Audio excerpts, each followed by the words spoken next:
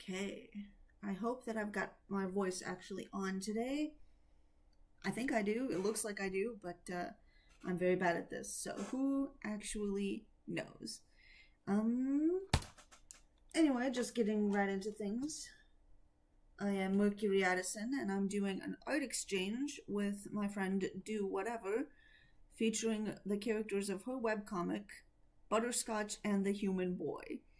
As you can see, I've already done the line art and flat colorings for two of her characters, Cowboy and Cupcake. Today I'm going to be drawing the mother. I'm going to be drawing Milkshake today. So I just got a viewer. So let's get started on this. Alright, so like I said, today I'm going to be drawing Milkshake. She's probably one of my favorites of the main five. I really love her. So I'm just going to put this on a bit of transparency so that I don't accidentally draw on it, on that layer. And I need to, I need to make sure I've got a good brush size. I think that's a good one. 4 is a good brush size. I am hoping to not spend nearly as much time this week as I did last week.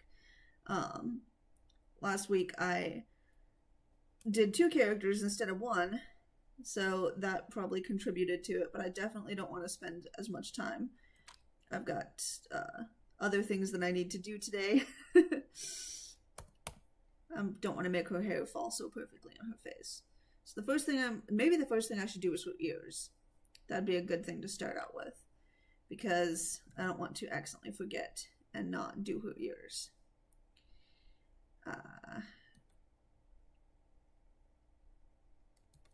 At the same time, I haven't really done any warm-ups today, so I should have done that. That's going to affect my ability to make good lines.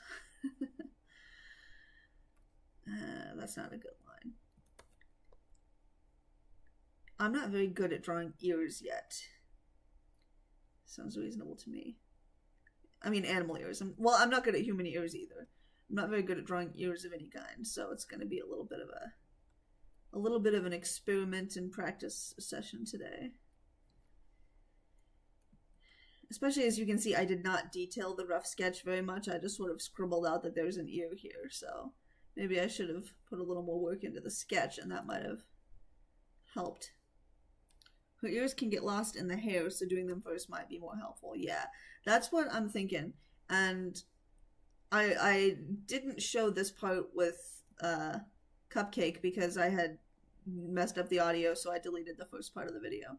But with Cupcake, I accidentally drew her hair. I drew her hair first, and then I realized that I had forgotten her ears. So I learned my lesson last time, is that you do the ears first with these things, and then you can focus on doing some hair. I've just got the basic shape of the upper ear, but I want to do the lower ear before I finish it, because that's going to be a bit tricky at this angle. So I need to look at this again just to be sure that I'm doing it right. And I need to see where exactly her translator earring is placed. Okay, so it's just like on the back part of her upper ear. Okay, that's good. Okay, so the star is gonna go right around here. So I need to get her earring later. Right now I'm gonna do the bottom ear. I'm thinking I'm probably gonna curve it like this. It doesn't need to be that fluffy. Again, like I said last time, I drew this rough sketch really accentuating all of the like fur lines and everything, but I mainly did that so that I don't forget to do fur. I'm actually gonna have it be, I mean not fur, but like animal hide. But I'm gonna make it a lot more subtle. A lot more subtle in the actual piece itself. I'm not sure if this is shaping out the way that I want it to.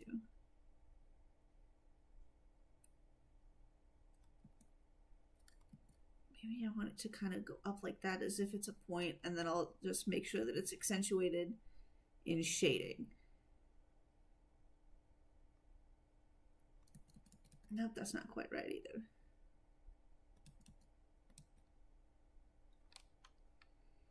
Alright. I'm going to try to not let there be like dead silence on this thing, so I'm going to try to talk through everything I'm doing, but at the same time, there's not really a whole lot to say all the time. I think that looks okay. I think that looks pretty good. I can come back through and try to fix things. I usually draw the smaller ear behind the bigger ear. So I feel like that's probably fair when it's like at this angle. Although it does look like it's kind of behind it. I was afraid that at this side angle that trying to put it behind the ear would make it look like it's, because if this ear ends here and then the other one is behind it, it would kind of at this angle be like way back here. So I was afraid it would look like it's not even there at all.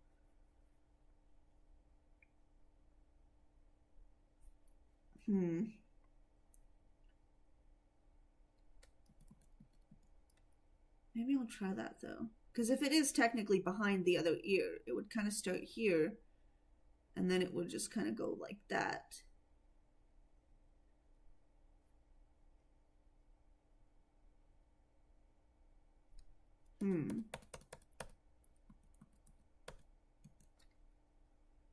Yeah, I hadn't noticed that it was behind it. I thought that it was just like underneath it.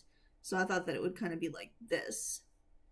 But I'm not sure.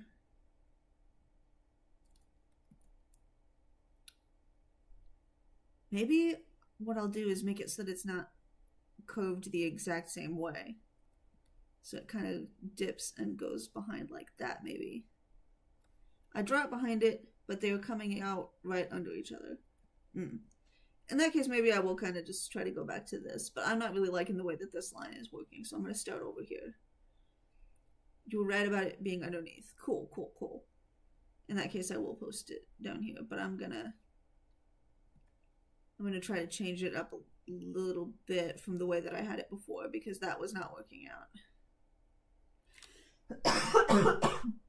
Sorry about the cough. I'm not sick or anything, I cough a lot. I think that looks okay. Good afternoon, Sunday. Nice to have you join us. I will put a little bit of fur here, but I might erase that later. It's just so that I can have a good perspective while I'm trying to draw and remember how it all works. Because I need to make sure I remember that this is facing like this way. Maybe just a little bit here. That's a nice little bit of accentuation that I think conveys pretty clearly that this is the upper half of the ear that I'm seeing. So then going back to the larger ear, you know, I think I'm going to close this out here while I'm working on just the ear detail, because that'll make it easier for me to see what I'm doing and make sure that I get everything just really nice and pretty. I don't need this part to be particularly fuzzy because it's just her ear. I think that actually looked pretty good. And then I'm just gonna put a little something in there just to be like the ear canal or whatever.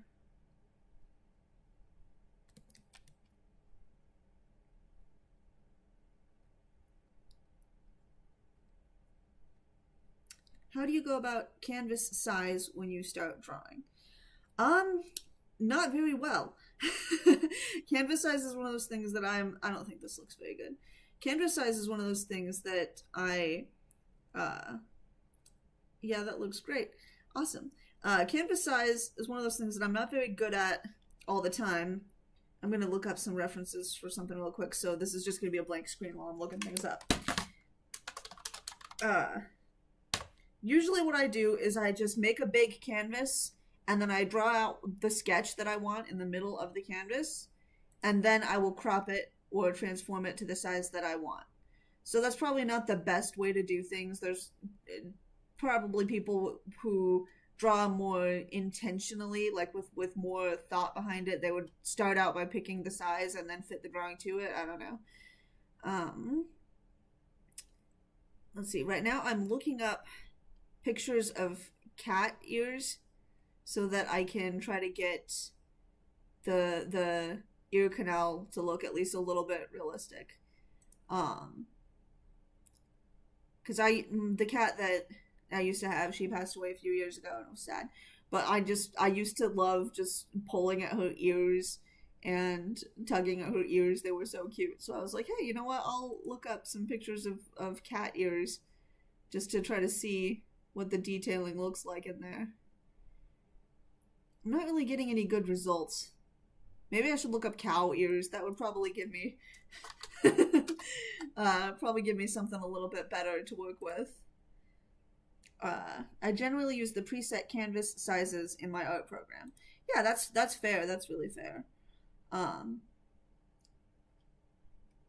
Yeah, so I'm seeing that you don't actually see a whole lot of the ear canal when you're looking at like cow ears. But then again, I'm not really seeing any of these ears at the right angle of what I'm drawing here. Maybe it doesn't really matter. Maybe I'm wasting time worried about making sure that my ear canal looks okay. Maybe I'll just draw something a little bit basic, just like what I already had. Just a little bit of darkness there, just to make it clear that this is the inner part of her ear. I don't know. I can always come back and change it if I don't like the way that it looks later on. Okay, cool, that's good. Are you using Google there for reference or Pinterest? I do not have a Pinterest, so I just Googled cat ears and then I Googled cow ears and was looking at the images. I wasn't really necessarily looking for something to like take a picture of and bring in here to like trace or anything. I was just looking at it so that I could get an eyeball of what it might look like. So that's what I was doing there. I think that's good, and I think that if I waste too much time on this, I'm going to kick myself for it later. So now I'm going to make that a little bit opaque so that I don't think I said that correctly, so that I can just draw the earring here, kind of hanging off of her ear. And I don't think that that's a good perspective. This might work a little better. Yeah, I think that's nice. It's just a cute little star. And I'm going to move this around to put it somewhere probably that I just think works better. I kind of want the tip of it to go over the edge there to show that it's definitely like a piece of jewelry. Now I'm going to go to this thing behind it and erase the little bits of stuff behind the star so that the star will be more clear. Just erase that there. Put that back on full. Merge these down. And voila, the ears are done. Okay. Now I'm gonna do the hair because I really like drawing hair. And it's always fun for me. And just like with Cupcake and with Cowboy, I wanted to make sure that it kept like the spirit of Milkshake's real hair, but it's supposed to be like, you know, weightless because the gravity's off in this little scene. I'm going to leave that and do a smaller line. So I'm going to go back to my reference picture. Lovely, thank you. I'm going to go back to the reference that I pulled just so that I can get a feel for this hair, because it's really cool hair. I'm going to actually copy this and then come back down over here and paste it next to what I'm working on so that I can kind of just have that easy reference to go back to while I'm working on this hair. Cool.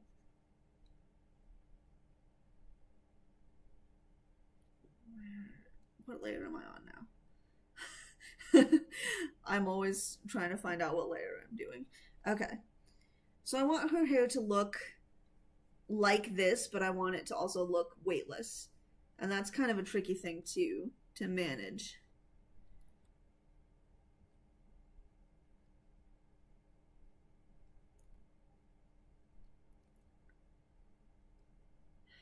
I think that looks like a good line. I'm not sure about this piece here though. I'm gonna erase this and make a smaller piece that's kind of like broken free of it a little bit. Hair is one of those things that if you add too much detail, it's gonna look fake, because even though, you know, hair is a bunch of tiny individual strands, if you draw every individual strand, it's a mess. So I don't want to go into too much detail, but at the same time, you gotta have a little bit of detail, or it's also not fun. Milkshake's hair is very fun for me to draw. The little dangly strands over her ears frame her face really nicely. That is true. I'm gonna have to make sure to keep those. I love that. So I'll make sure to have that be included. I should have done some warm-ups today to just make sure that my hand is capable of drawing smooth lines. I was actually, instead of doing things like warming up for this, I was actually working on page 2 of my original comic that I'm making. I was supposed to be done with page 2 last night, but I'm trying to learn a new way of doing like shading and lighting and all those techniques. Once I get it down, it's going to shave hours off of my drawing process, which is important because if I'm going to be making a page a week, I need to be able to actually turn around my art and get it done quickly, which is not something that I'm usually good at. I don't like that. I don't like any of this. Why are you not? I'm doing what I tell you to do. I'm second guessing what I'm doing. But yeah, so I'm learning a new way of doing shading, and it's going to help a lot. But until I figure it out, it is taking a lot longer. Because, you know, learning something is a lot, it takes more time than doing something. I'm going to use my smoother, like, line making tool for this. I'm going to fudge the system a little bit. So yeah, so I was supposed to be done with page 2 yesterday, but I've been learning this new technique and it's taking a long time, and that makes it so that my art takes longer than I wanted it to. And so I'm not quite done with page 2 yet. So this morning I was like trying to catch up on my own art, and so I didn't. What I was doing today is just a lot of like, you know, rendering and a lot of making layers and changing colors and that sort of thing, as opposed to drawing smooth lines. So I didn't do any warm-ups. And that's coming back to bite me. Alright, I'm going to include, and when I'm doing a lot of detail work like this, I will make 100 new layers for every single like line that I think might intersect with another one. That way I can freely draw over what I've already done, and then I can just come through and erase it without erasing the hair that I've already done. So, I've got this other layer on here, and once again I'm gonna do this cheaty way instead of trying to freehand this. It's not really cheating. Using the tools at your disposal is not cheating, but it's like, it's still, I don't really like to do this. Good on you for prioritizing yourself and your own art. No need to prioritize. Well, thank you. That's very kind. That's very kind of you. I like that. So now I'm going to make this a little transparent. That's the word I was looking for earlier. I'm going to make it a little transparent so that I can make another piece here, because I want to get that, like, that little bit of hair from the front in here. And I'm not going to worry about closing that off because it's going to be behind her face. But I will add just a tiny little bit of detailing in here, because that's just going to give it a little bit of depth. I like that. And then I'm going to add a little strand here.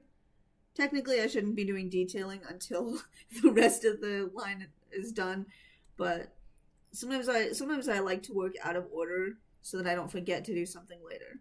So now we'll come back here. I'm gonna erase this, put it back like that. I'm thinking that's looking pretty good so far. That's much better than the first attempt that I did. I'm glad that I erased that. Okay, now I'm gonna do the one on her other side. So I go back to 4 on line weight. I'm gonna do this thing.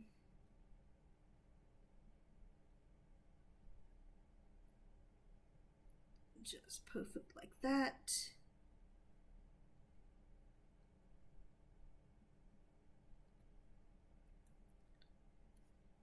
But then I'm going to kind of erase this a little bit here.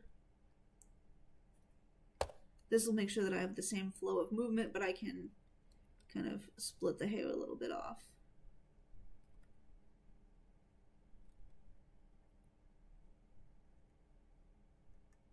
I just think that looks really pretty. And then I'll add a little bit of detail, a little more detail.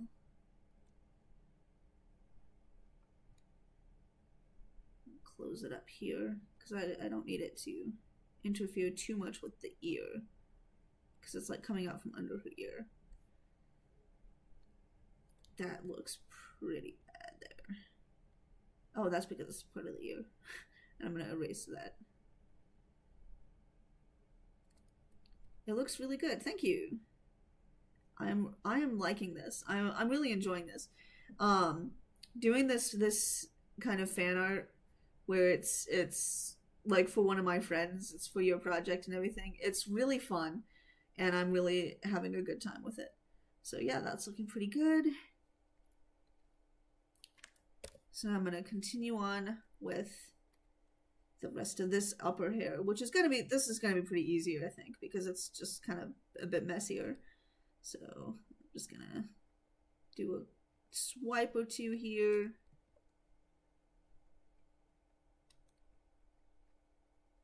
I can close up those ends later, no problem.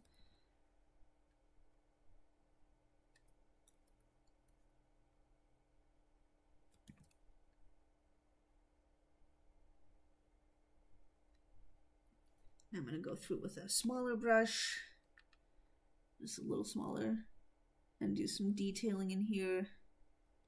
Give it that messy, sort of like windswept look that probably helps a lot with weightlessness.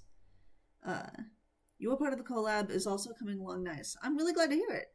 I know that it probably would have been a little harder for you because you actually have a comic that has been released that I can look at for the vibes and for the story and to get all these amazing reference images that I pulled and everything. Whereas with you only have a bit of concept art to work off of because I haven't published it yet. It's not even remotely done. Like I said, I'm running behind on finishing page 2. So I feel like I definitely got the easier end of the deal here. And which is also funny because I also feel like I got the better end of the deal in terms of like using this art to sort of advertise our projects, because you've already got a bit of an audience going, whereas I don't have an audience.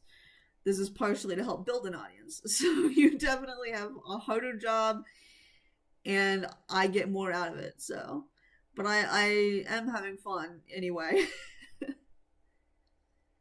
Right now I'm just kind of drawing a little bit of more detailing to get a bit of a part for the hair to be coming from, and then a bit of swooping here so that it actually looks like, you know, the hair is on top of her head as opposed to just sort of existing. I'm not really sure if this is, I don't think I need a line here. I can do a lot of this in like shading and stuff. I just consider it an exercise in creative liberties. Yeah, that's a good way to look at it. I don't like this little piece here. I shouldn't have added that. Okay. I think that's looking pretty good for the top of her head there. Okay. Now to do this back part.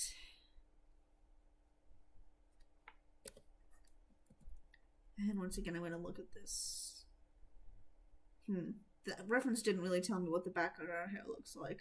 I probably should have tried to find something a little more 3D. But that's okay. I will just kind of swoop it down. Make it a little bit like this, maybe.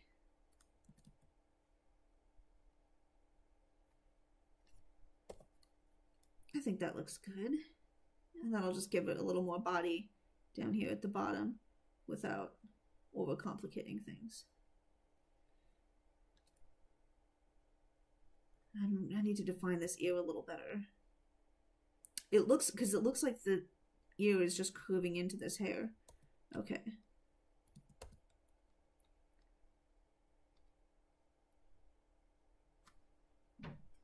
Of course, once I actually do the shading, that's not going to be as much of an issue. I'll just put a tiny little line here. That should differentiate it pretty well. I think that looks good. That's a good way to do that. Also, just add a little line here. Okay. All right, so that's her head. So now I'm going to draw the face,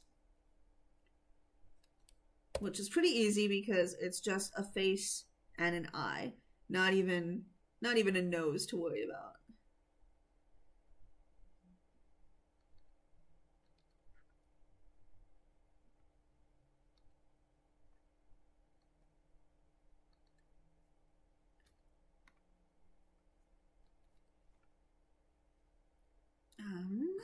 The hair in the back of Milkshake's head could be hard to draw sometimes because it looked more like ears behind her ears, so I would often just leave it out.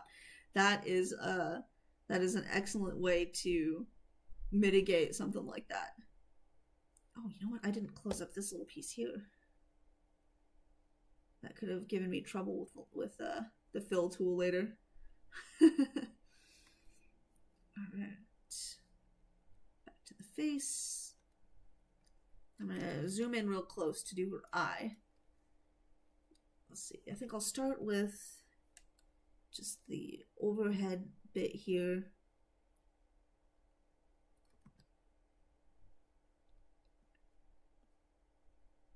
I think that's pretty good.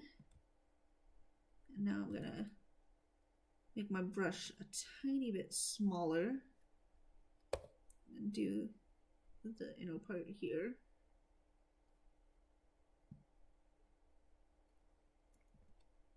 Close it up real good. I know a lot of people don't always like close up the entire eye and outline the entire eye, and I think that looks really nice, but for me, for my own personal style, I like to have the whole eye completely outlined. I need to make sure that perspective is looking at Cowboy correctly. I think maybe I need her eye to be a little farther down, actually, facing just a little bit downward, so that she looks more like she's looking over at him specifically. Yeah, that looks good.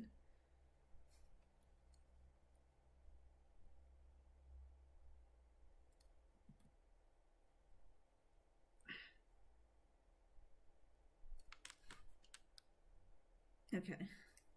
And now I go to even a smaller brush. I'm going to do 1.5 and then do a little bit of detailing because like she needs a little bit of details on her eye. That's just how I like to do it with all these little details here. And then also, since she's an adult, she's going to need a little bit more detailing. Whereas a child, you can get away with doing a really wide eye with like no lines or wrinkles, and they were little kids, so it's fine. But with adult characters, giving them some lines around the eyes is a really, really good way to really sell their age.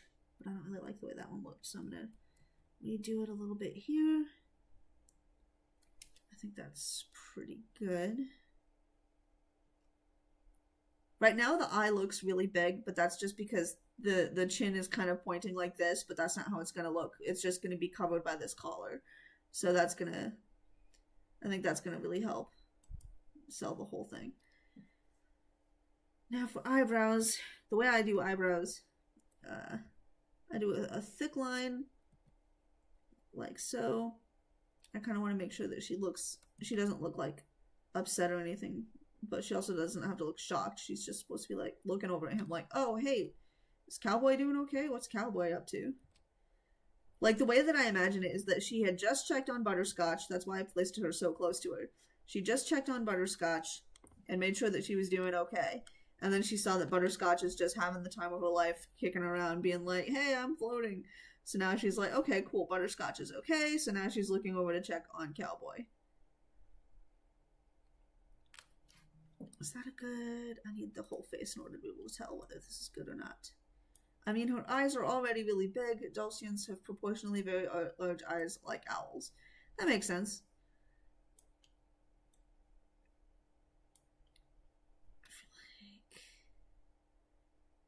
I feel like I don't really like the way this eyebrow is placed. I'm actually just going to kind of turn it a little bit like so. I think that's good.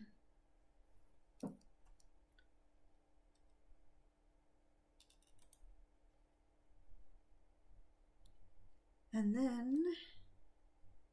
then what I do for eyebrows a lot of times is I will create a layer from opacity, contract by 1 pixel, and then delete, and then I copy and paste it just maybe once, maybe put it a little bit on lower opacity, and then blend it down. Now I have an eyebrow that I will be able to draw in whatever the correct color is. So that's just pretty easy for me. That's a pretty easy little trick to get a good eyebrow, I think. Alright, so that's her face and head done. So now I'm going to get started on the body and the clothes, which are really fun for me. I love drawing clothes, and also just like she's such an interesting design that it's just going to be really fun for me to deal with her. So I'm going to delete the extra head. I no longer need it. Now I'm going to get started. Oh, first I'm going to merge all of these layers down. So, oh, I went one too far, so that my page doesn't get too cluttered. Now to start with the clothing.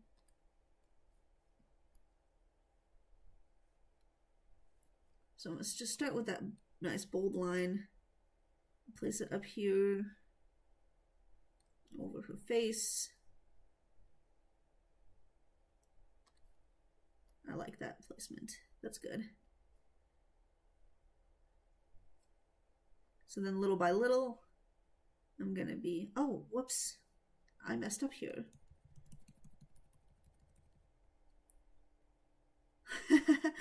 I didn't erase this part of her head before it went over her hair. I mean, over her hair. So yeah, that, I'm glad that I caught that now instead of later when I would have had to do a whole lot more to fix that. In fact, I also don't think that where is it? This is why I try to do detailing while I'm going, is because where is that layer? I'm looking.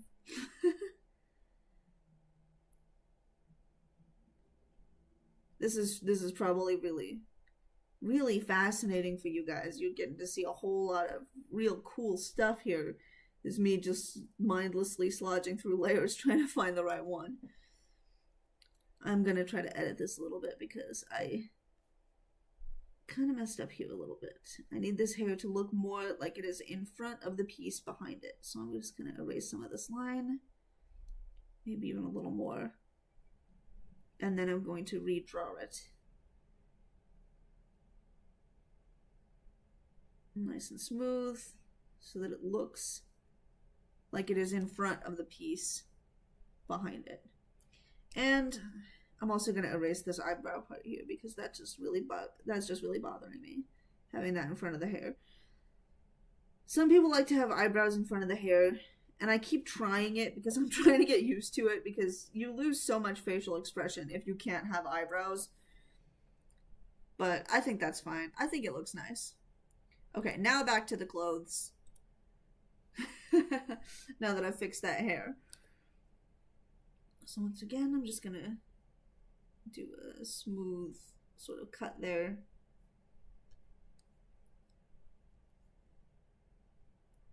place it where I need it.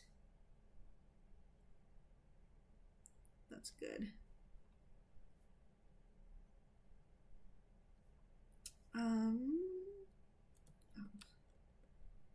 I think I'm actually going to make the face a little bit transparent for right now so that I can, because this hair is supposed to be kind of behind the collar because of the way that her face is shaped. So, I mean, the way that her face is positioned. So I'm going to draw this little bit of detailing here. It didn't quite work out the way I wanted it to. Having the eyebrows show through the hair works better on eyebrows that are just a line rather than more defined eyebrows. That is so true. So I'm just going to define her collar piece here, and I'll work a little more on that later. But now I'm going to go back to the head and erase some of the hair behind this, just so that it will be more easily seen and more easily recognized as the edge of her collar. At the same time, I don't need this collar to be super popped out, just because that will distract. Having too many tiny little details will distract from the overall composition of the piece, I think. So that's good. That'll be good there. I don't want to give in to perfectionism, but at the same time, I need things to be perfect. So I'm just gonna sit here and redraw the same thing 3 or 4 times to make sure that it looks good. But that's good enough for now. So, getting back to the rest of this. 4, that's a good line. So now I'm going to come through like this and start building up this collar a little bit. Maybe that's what, okay, that's the line that I need.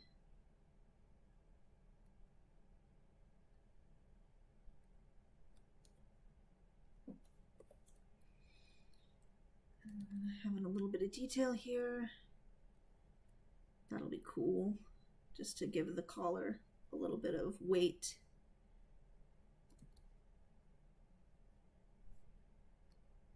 That's a nice thick collar. And then some lines here to show where the fold is happening. That's good. That's really pretty. Maybe another line here like this. Kind of make it look like it's kind of folding out because this part's going to go to the shoulder. Sweet.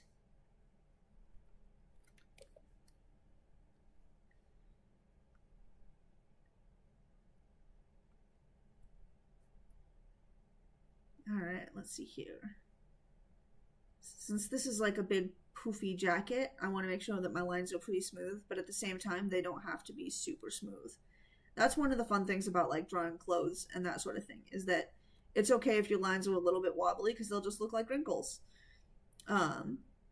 Usually if I'm using that other tool that I used earlier for the hair and that sort of thing, I usually use that if I need the lines to be perfectly smooth. So for things like some kinds of hair, or like your face, or if it's like a fleshy human arm and fingers and that sort of thing, I'll probably use that tool just to make sure that I get it all perfectly smooth. But for things like this, big poofy jacket sleeves, you don't need the jacket sleeves to be perfectly smooth. They can have wrinkles. It'll look more realistic that way anyway, because they're clothes. So I'm going to put a wrinkle there. I'm going to see about maybe something right in here, just to give it a little bit of depth.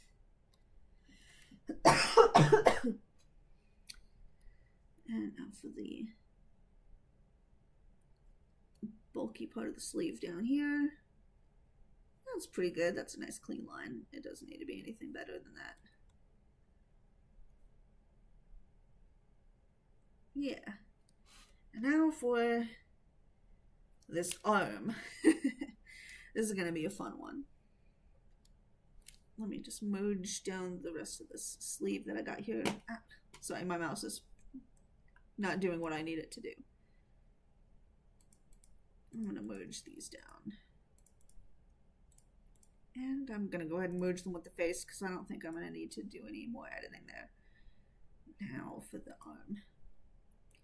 I'm gonna start by doing maybe 2 on the line weight, because even though her arm is gonna be, you know, thick like this, I'm gonna be doing the strands a little bit individually to give the impression of a hair cowhide sort of thing. And so, like I said before, it's really more subtle. It's not as, you know, noticeable as this, but doing something like this just really, I think, gives the impression of it being hair, especially if you do it over the joints. I find if you really accentuate the fur over joints, that'll make it really noticeable. Like, because it's where your arm is bending, so it's almost like the fur is kind of sticking out there. I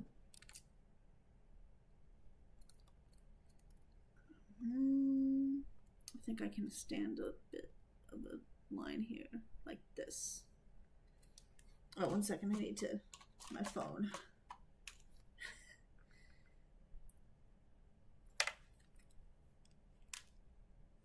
Cool. I don't think that looks right.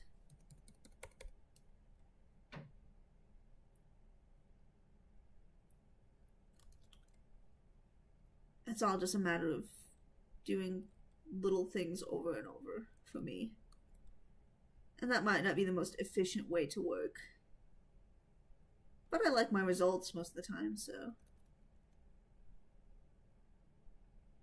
I kind of need it to be a little more bending out like this, I think.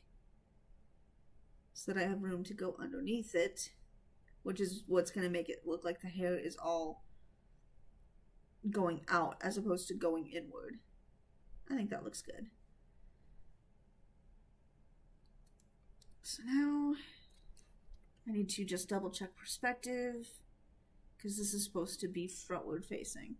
So that means I need the hair to kind of have a bit of a more curved up as opposed to this curved down thing. So let's go like this. Just to give a good bit of a line for me.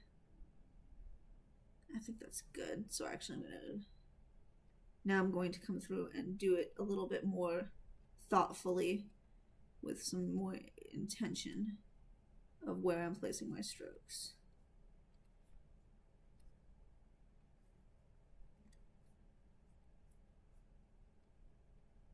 No, I'm not sure.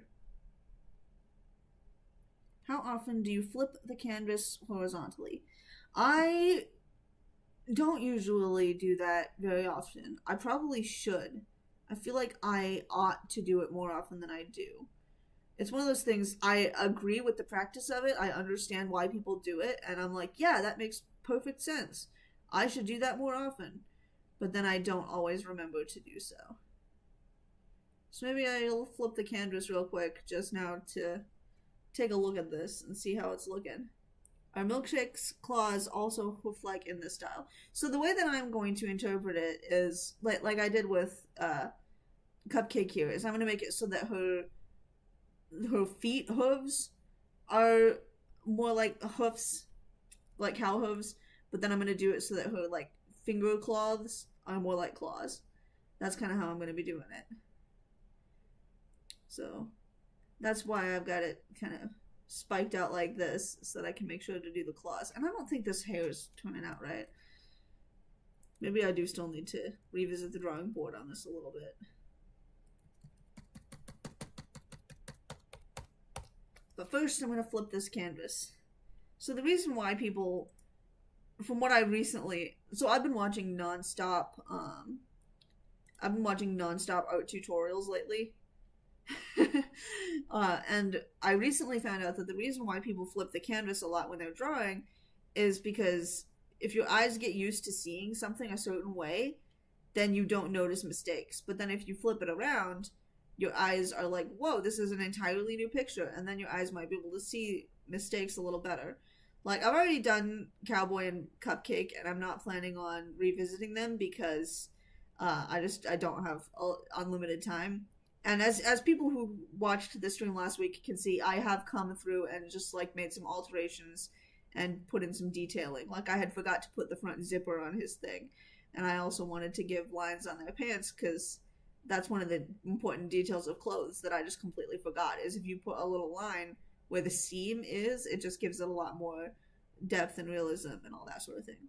But, you know, doing this backwards, I am noticing things that I hadn't noticed before that I'm like, oh man, if I was still working on them, I might change this or I might fix that. So that's kind of why people do the whole flipping the canvas while they're drawing thing, from what I've read. And it is a good idea. It does help things. But I just don't always remember to do it. So yeah. Now I'm going to go back to the way that I have it planned. And I did think of a way to fix this before I started talking about flipping the canvas. So I am going to just kind of edit this a little bit here. I'm going to move this line out a little bit because I think that it needs to be, her hand needs to be a little bit bigger in order to really get the good claws going on. And I'm going to put this out a little bit like this. That'll just make it nice and big and give it a good perspective. Alright, so now I'm going to try again with the fur that goes over the hands. So I think I'm going to start, because I need the fingers. That's what I should do, is I should start here by doing basically the palm and then the knuckles, for lack of a better word. But that's not quite the right line. Alright. I need to think of this as in terms of like human anatomy in order to actually, I think, get this the way that I envision in my head. So a little bit of bumps to simulate or to replicate knuckles, but just with a bit of a fur covering. I think that looks actually pretty good. So that is better. So now this is the part that goes over the thumb. Now I'm going to draw the thumbs. I mean the claws. Alright, so claws have to be a bit sharper than other things. So since a good way to simulate something sharp is to make sure that your lines are, like I said, perfectly smooth. So when I use this tool, it's for things like hair and skin, but it's also for things like metal and weapons. When I draw fantasy weapons, I usually, the thumb isn't big enough. I need this to be bigger. I'm really trying to accentuate the size of like this character specifically, and the aliens, but her specifically, it's kind of just like she needs to be big in like every metric of the word. So that's good. But yeah, when I'm doing sharp things, I'll use that specific tool just to make sure that it works and that it's all perfectly smooth and it doesn't wobble. Because if you have a fantasy weapon, but then if it looks like it's made out of rubber because the line work isn't good, that's part of it. And then I'll of course be able to make it look even sharper when I do the shading. In fact, with the rest of these claws here, I'm also going to be I'm going to make them a little bit smaller from what it looks like, but it's just because of the perspective of it's going to be from the front. So right now I'm going to just kind of turn that off so that I can get the perspective that I want for these things, and then I can come through and really line it up.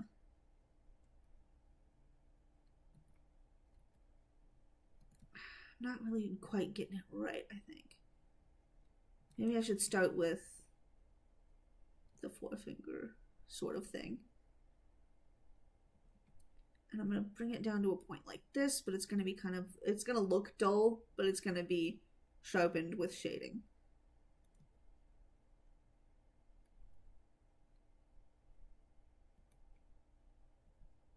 That just looks like closed knuckles. I'll get there eventually. I'll figure this out. Maybe if I start with this one by drawing a point and then going kind of out like that. That's still not quite what I want, what I'm envisioning in my head.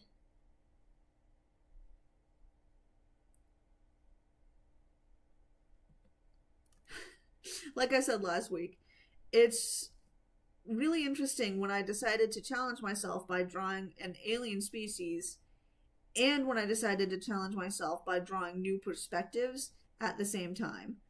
Because now I'm trying to figure out the anatomy for this character at the same time that I'm trying to figure out now how would I pose it from a sort of frontward facing position. Why did I do this to myself? Why did I decide to put her in this exact pose? I mean, for the story, obviously, the story of the scene that I'm composing here. I think that looks almost good. So that's a good.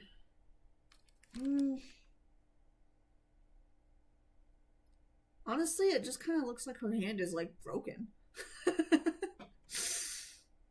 I'm not really sure what I'm doing wrong here.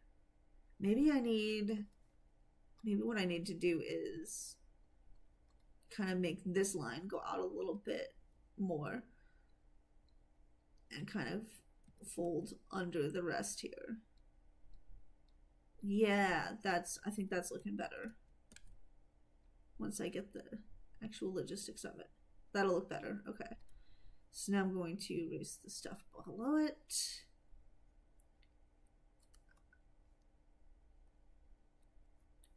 Kind of close that back up here. Maybe if I add a little bit of perspective line.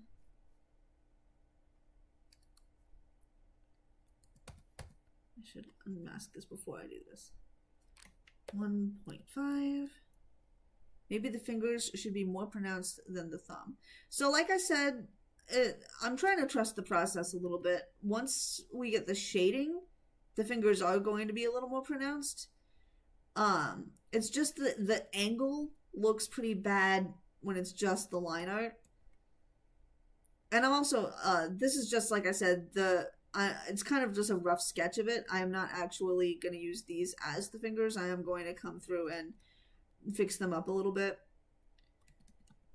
Right now I'm just trying to add a little bit of fur around this thing to let my brain know that there's like a bit of a perspective thing going on here. So that way I'll be able to more easily, instead of it being a flat a flat line, I'll be more able to see what I'm doing and what I'm trying to get at here. So I think I want these to be bigger though. What I'm going to do is I'm going to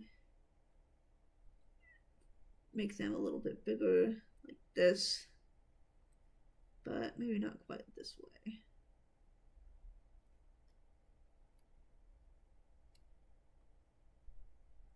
Something like that, perhaps.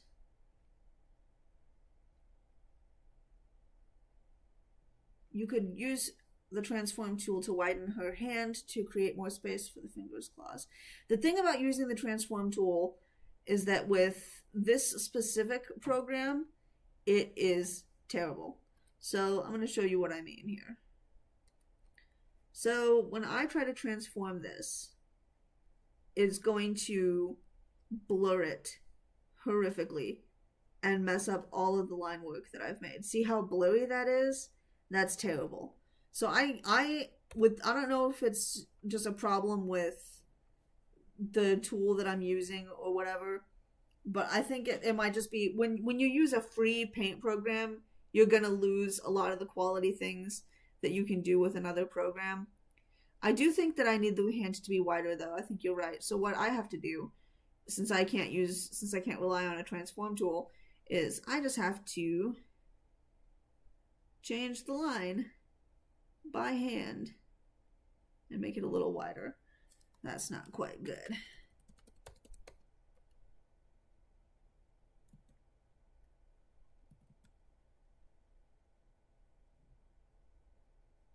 I think that's a better line. Yeah.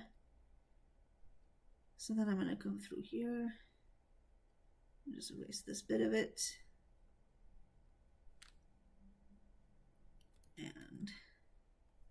that to bring my transparency back up. Kind of go that way. Add a little bit of detailing here to give it perspective. Even my program has problems with that, so I can understand the meshable line art as part of the process. Yep, that's how it is. So, I wish, like, I watch art videos of people making things on YouTube, and they're like, use the transform tool to adjust your picture as you draw it to make sure that it goes, make sure that it's all good and everything. And I'm like, I can't do that though.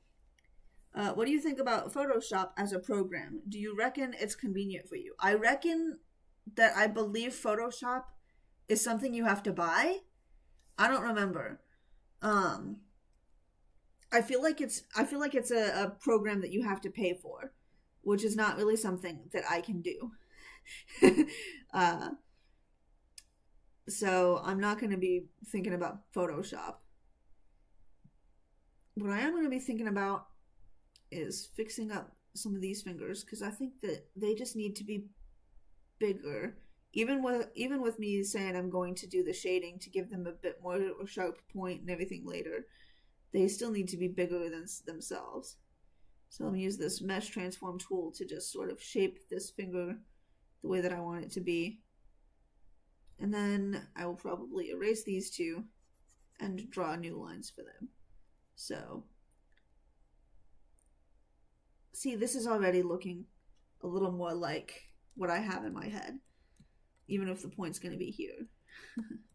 In fact, maybe I'll draw that there just to make sure that I remember. So then I'm going to draw this finger. Right now I'm just like sketching it out.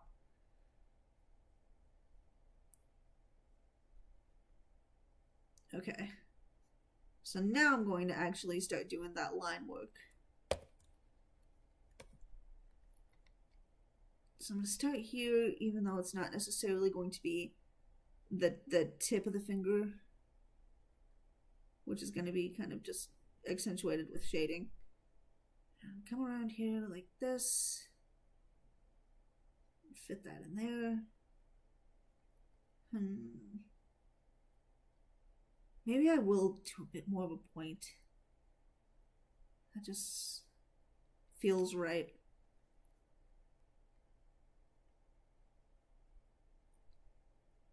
Yeah, that feels a little better. And then coming out here, just to build the fingers.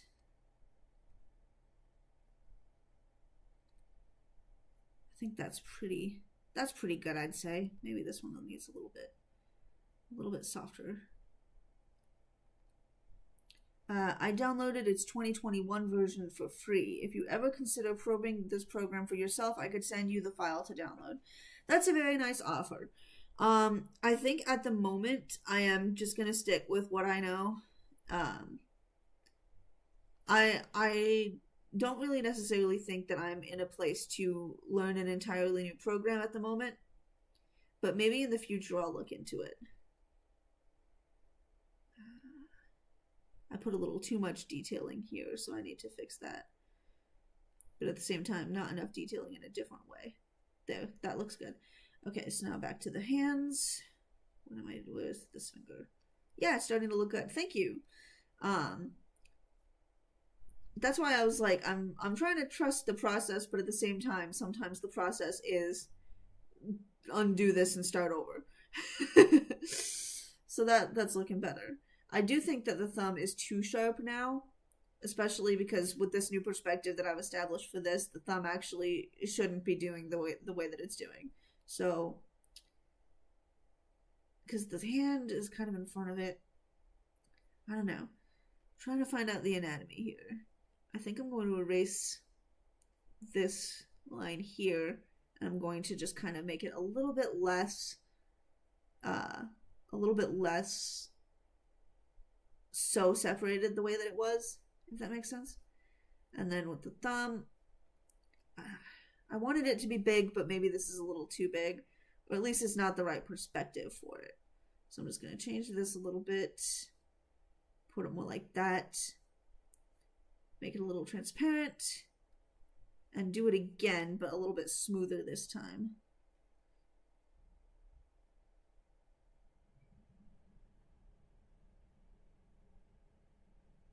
Okay, but from what I see in your program's interface, Photoshop's one isn't much different.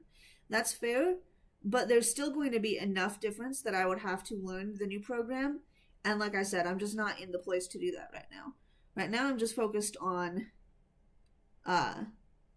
doing my projects, and I don't want to spend a whole lot of time figuring out the ins and outs of a new program.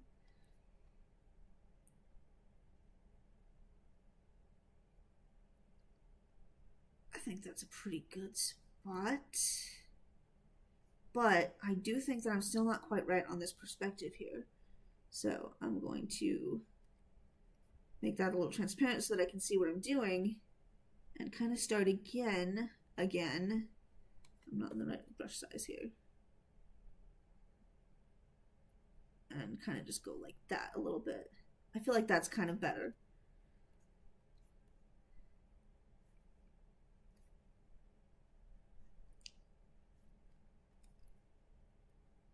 That way it does look more like we're looking at it from sort of like the side, as opposed to like, because it's supposed to be a little bit facing downward, but it's also supposed to be we're kind of facing it from this way too.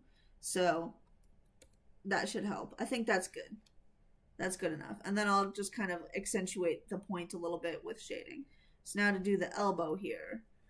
So back to putting this on. And one thing that I really liked about the way you designed the characters here is that their forearms are so much like bigger than like the part of their arm that like leads up to their shoulder. I don't know why that's such a pleasing aesthetic to me, but like going back up here, the way that her arm is just so much bigger. I have no idea. Okay, so here's the thing about the characters is I have no idea how they got the clothes on. So I don't know how they managed to get their feet through the like feet holes, how they managed to get their arms through the armholes. I've ever since I started reading it, I was like, how did they get the spacesuit on? But that's something that it doesn't need to be. That's a question that does not need answering, but that it's just fun for me to think about anyways, because I'm just like, how did they even get this arm through the armhole? But I really love the way that it looks, to how they have their forearms are so much bigger. Yeah, Mega Man arms. The forearms are like so much bigger than the back of the arm, so to speak. I can't think of the right term for it today. And so I really wanted to make sure that it looks that way, but I think I'm going a little bit too hard on it right now.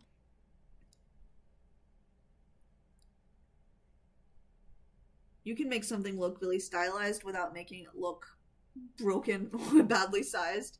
So that's what I'm trying to do here, is I'm trying to keep your stylization in a slightly more realistic format without making it just look like she's got like a broken arm or something. So yeah, I think this is turning out pretty good though.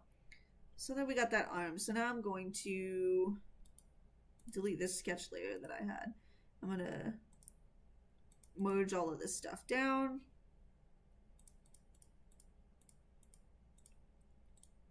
And continue on. Now I'm gonna do the front bit of the jacket, which this should be pretty easy to just get this piece of it knocked out.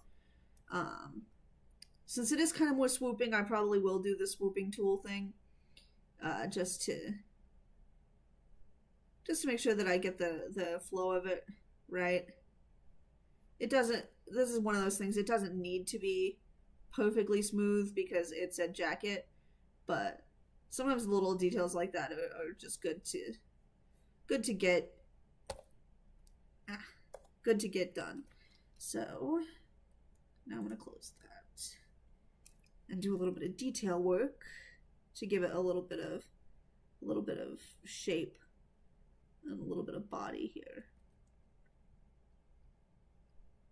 Maybe a line there. Yeah, that looks good. I like to do a bit of a, maybe not quite like that. Maybe not in this one. Sometimes I like to do a bit of a, like, swoopy thing like that. Actually, that one turned out good. That turned out good. So I'm going to go like that.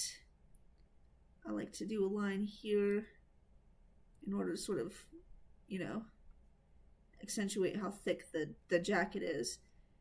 But maybe it's not quite turning out right.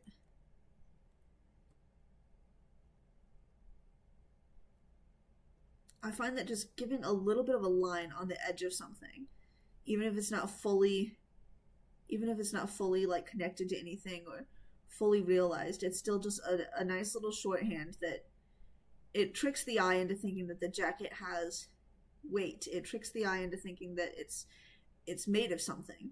It's not just lines. It's actually, there, I think that's good. It's actually got like an edge to it. It's got a thickness. But that made this edge look a little bit different. So I'm going to erase this because now I know what I need to put here. So now I'm going to come down like this and just actually give the edge of it just a nice little thickness. Yeah, that's looking really cool. Okay, so like I said, that's going to be easy. A little line here to kind of make it so that it looks like the sleeve is actually pulling away from the rest of the fabric. My hands are so shaky right now because I didn't do warm-ups. By the time I'm finished with this piece, I will be ready to start it. That's how it's going to be going for me today. Alright, yeah, I think that looks really cool. And then, now to start with her boobs.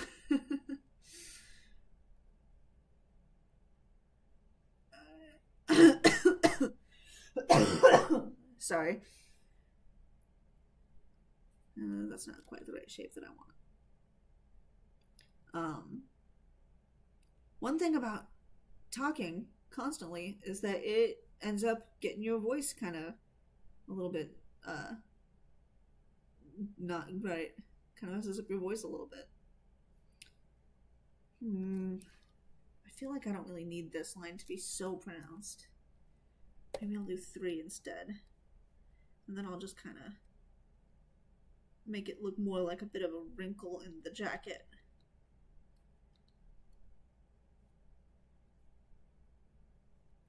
When I do that whole thing where I'm like swooping over here, it's so that I can make sure that the line is actually really thin at the start.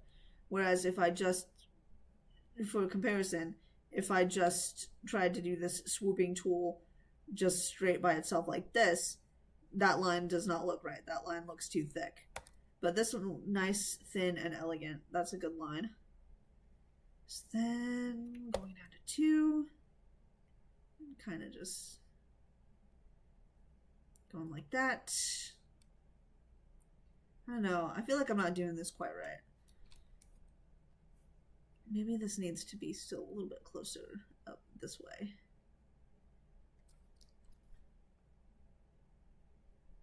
I will trust the process and I will just keep working on this, and then I can come back and change that if it's not looking right.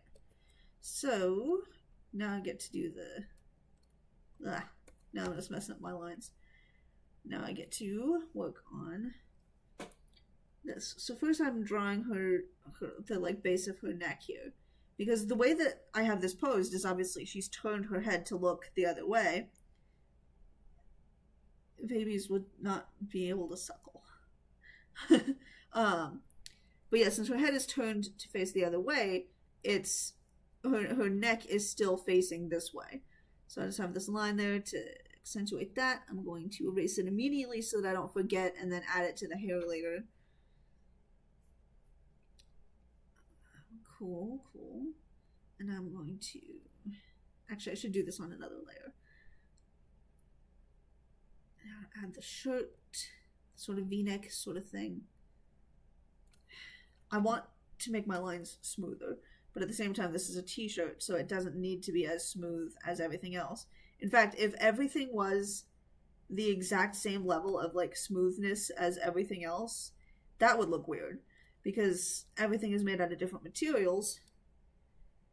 So you want there to be a little bit of like variation. You want there to be just that tiny little bit of like a wobble in your clothes, because that's going to make it look more like clothes, like it's sort of hanging off of the skin a little bit.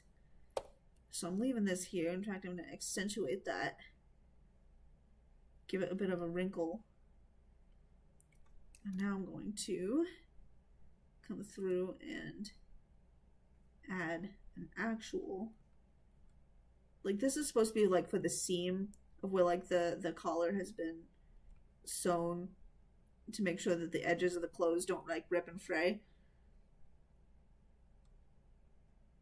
So it's going to be the same color as like the rest of her shirt. In fact, it's not a right angle. It's going to be the same color as the rest of her shirt. I'm not going to make it a different colored hem, but just having a bit of a hem here. And since this is a seam, maybe I will go ahead and use my kind of more floating, my smoother tool, at least just to give me a thing to start out with to work on.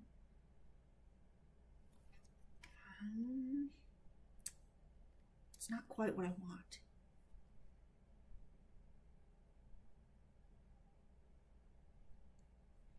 Okay, I think I know what I want to do now.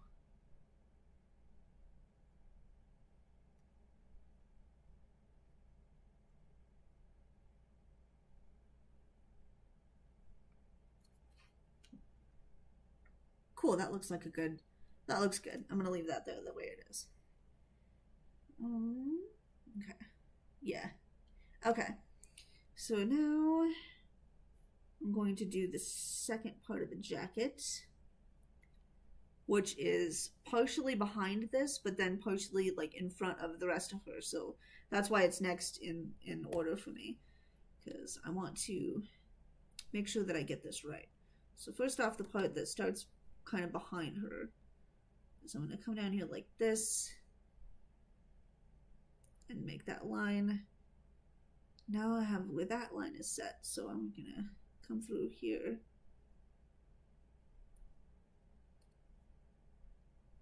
How is this looking? Doesn't look right. It's not how I envisioned it in my head. Okay. Maybe I need to... Oh, you know what I forgot to do? I was going to have there be a hem to the jacket. Okay, yeah, so that's good. It's not an important detail, but I was going to have there be a hem to the jacket. So I need to remember to put that in now. So first I'm going to come over here and do it. I wanted this to be a little bit... I'm remembering now. I had a plan in my head for this, and then I'd forgotten about it.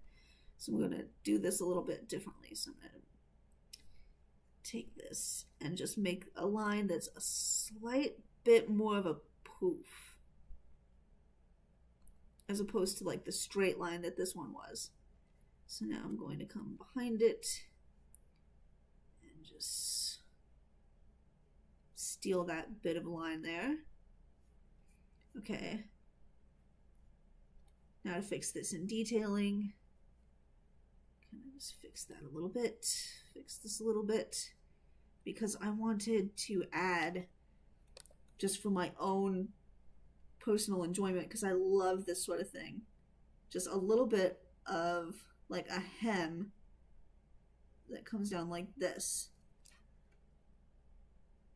Maybe not quite in this position. Sometimes I'll just do a really nice thin one. Maybe it'll get a little bit bigger as it gets closer to the camera.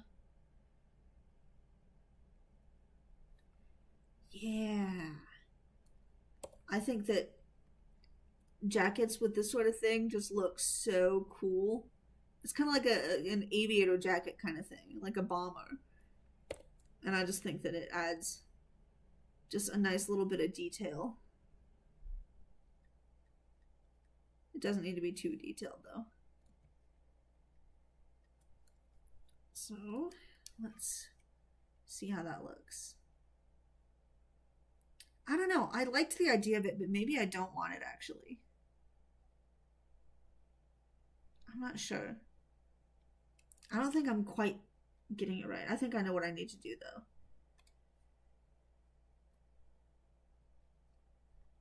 I'm gonna check and see if that silhouette looks good. Maybe I don't need this. I thought it would be a fun detail, but you really like this choice. Well, if you really like this choice, then maybe I'll keep trying to make it work. Let's see here. Yeah, I think I can do this. But yeah, I had completely forgotten about this idea when I was doing this part of the jacket.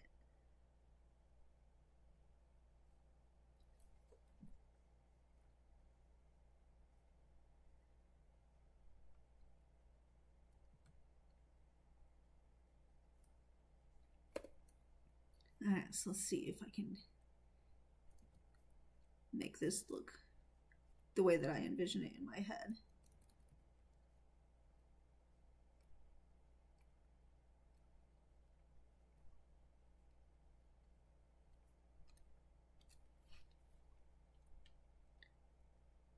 I think that looks pretty cool, but I think that maybe it's actually a little bit too big here, because with the style that I'm going in, it still would be kind of a little bit on the shorter side here because of the perspective. I think that looks okay. I'll go ahead and keep that. I'll keep that. I think that looks pretty good. So now to do the other half of this jacket. Okay. So going back to 4 here and trying to remember how to make this happen.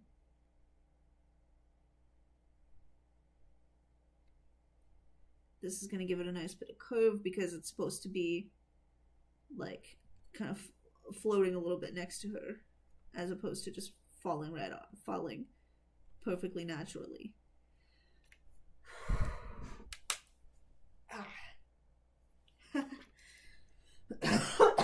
Okay. Sorry, I just needed to stretch a little bit. So let's see here. I think that's okay. I can try to trust the process, and once I get the sleeves on here, it'll probably look better.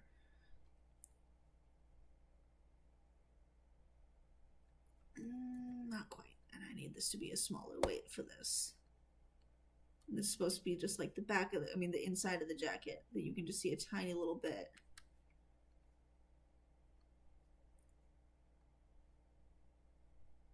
No, that's not quite right. I'll do that after I'm done with the shoulders and everything. So, getting this done right here. First we need to close up this bit here, giving that just nice little bit of shape so that it looks like wrinkles. I also need to, I need to remember about the collar. So the collar should be, I think, right about in here.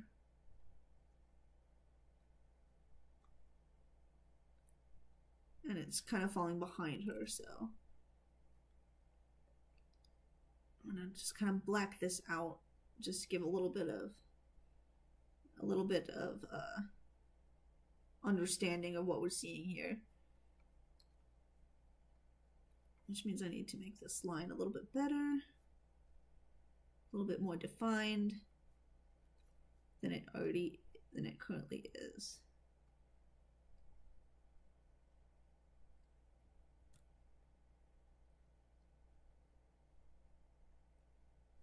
I think that looks okay. Once it's all colored, people will be able to tell that it's the collar. It's going to be just like a pop of color in the surrounding area. Okay. So now we're coming back to the shoulder. It's a nice big poof here. Forearm align weight.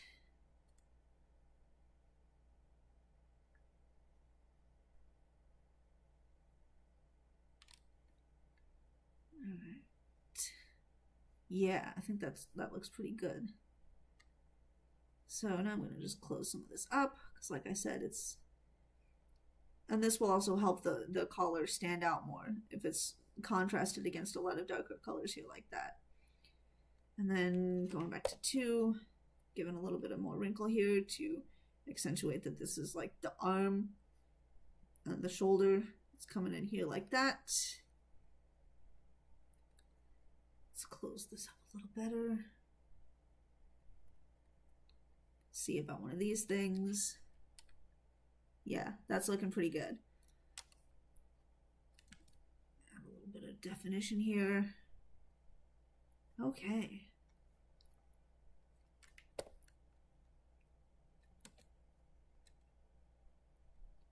And then I'm just gonna do another one of these things.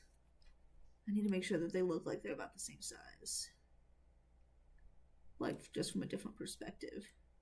I think this needs to be just a tiny bit bigger.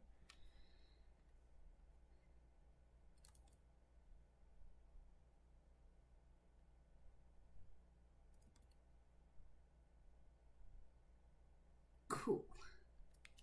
Yeah, I think that looks good. So, now that I've got that part mapped out, I'm going to come back and revisit this jacket here. I kind of feel like it needs to be lower. So what I'm going to do is just take this and reposition it. And then I'm going to just fix some of this.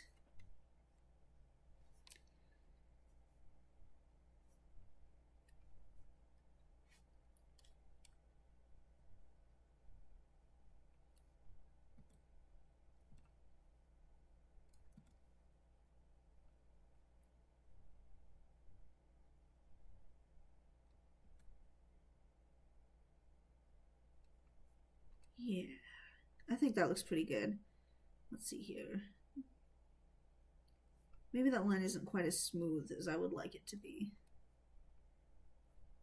But you know what? I think that's actually good enough still, because like I said, it is clothes. So now I just come and erase the part of the lines that I no longer need here. Then I'm going to close this up. And it's okay if this line is thick and bold, because it's going to be mostly a shadow anyway, so it's okay to have a bit of a bolder look there. Alright, so now to add the little thing on the bottom.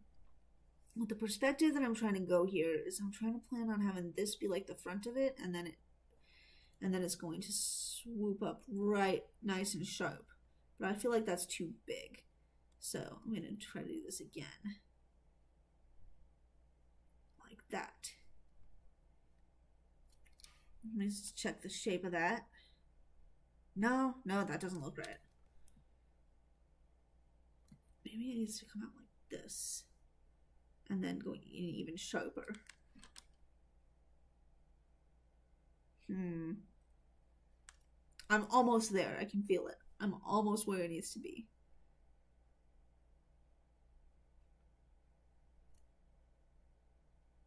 That didn't work.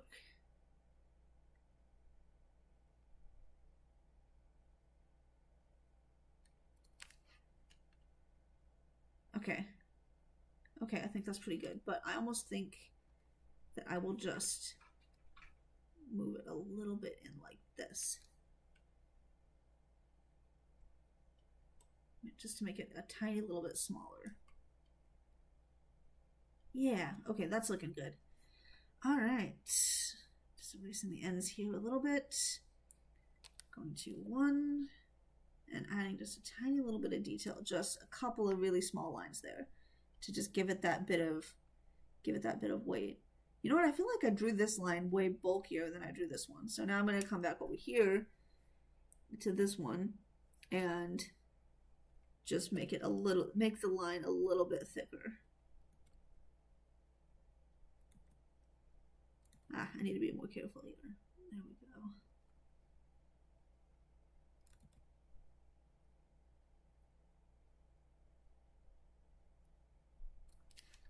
There. All right, now we got a little bit of extra detailing on that. So now I'm going to come through and do this other arm. Actually, first I'm going to merge down a lot of these layers. I am hearing my family come back from a errand they were running. I don't know if you guys can hear them upstairs. Alright, so got that merged down. Now I'm going to do this arm.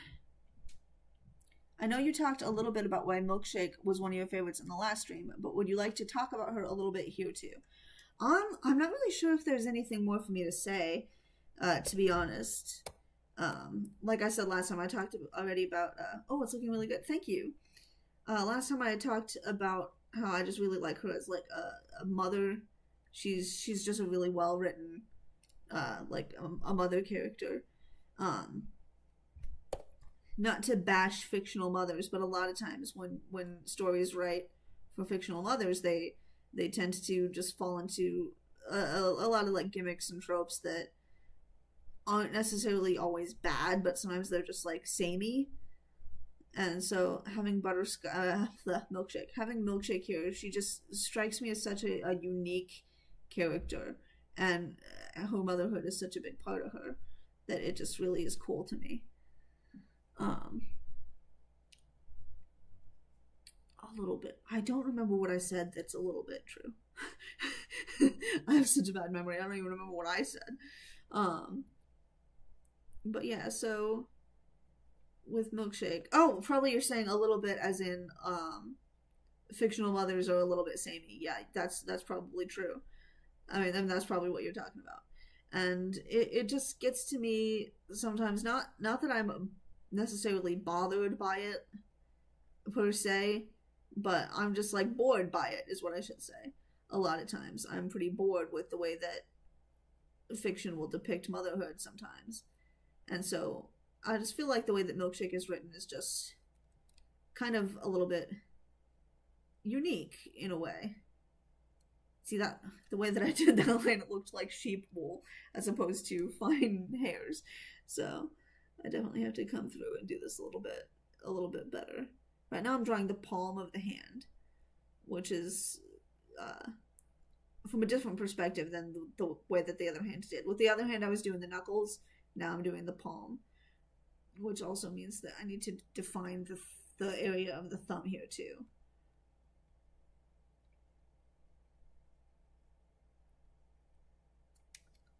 I think that turned out pretty good, actually. A lot better and a lot faster than the other hand did. So now for the thumb, doing that thing where I'm trying to make it kind of a little bit sharper, but not necessarily too sharp. So what I'm going to do here is just make the thumb here like this. And then I'm going to freehand this part just to close it up. Nice and smooth, but with a noticeable point. Now to do the same with all the rest of these. I'm going to kind of start up a little bit higher and kind of curve down a little bit before I curve up. And then curve down this way. And giving that line some good weight.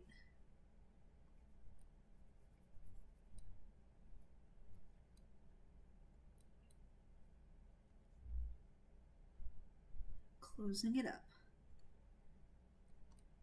This is going a lot faster than the last one was. I should have done this hand first because then I could have figured out the anatomy a little bit before I started trying to fix perspective. But, you know, why, like, hindsight's 20/20, so.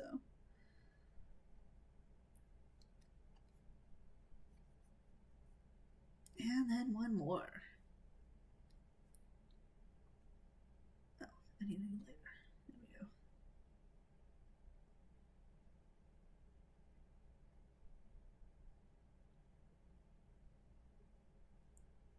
And I know that I said that I'm interpreting them as claws, but I am still giving them just a little bit of like the illusion of a joint, of like a knuckle. Even though I don't know if I would necessarily say, oh, whoops, I'm on the wrong tool.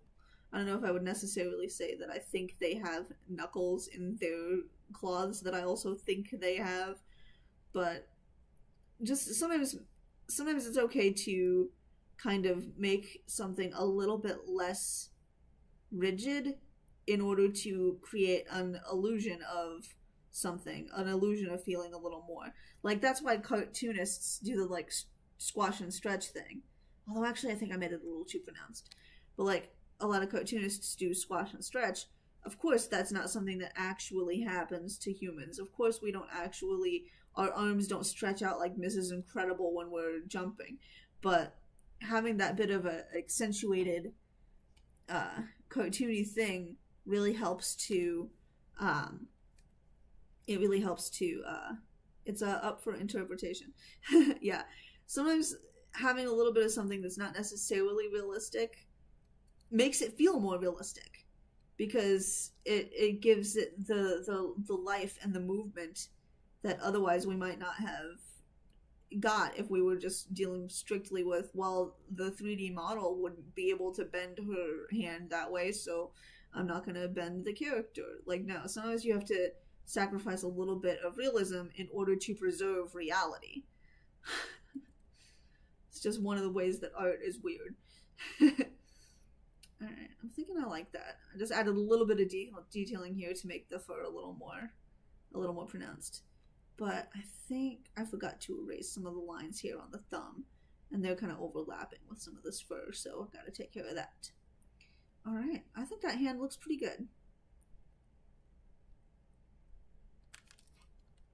So now we're pretty good here. We're already, most of the detailing work is already done now, so now we're just getting into the bottom half of the outfit, which hopefully won't take too long. Oh, I forgot about the tail, though. That's going to take a while.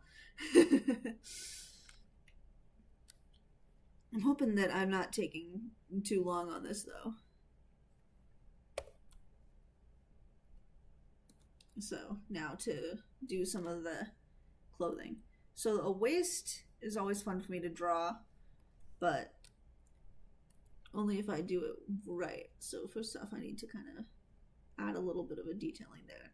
So, the waist, since I haven't planned on coming out here, because this character is noticeably just like a, she's got like this it's hard to describe, but she's like really like thick. I know that just sounds like I'm like objectifying this cow character or something, but I just really like the way that she's drawn, and I want to make sure to do justice to it. And so I'm gonna give a little thing there because it's tucked into a belt. And then just kind of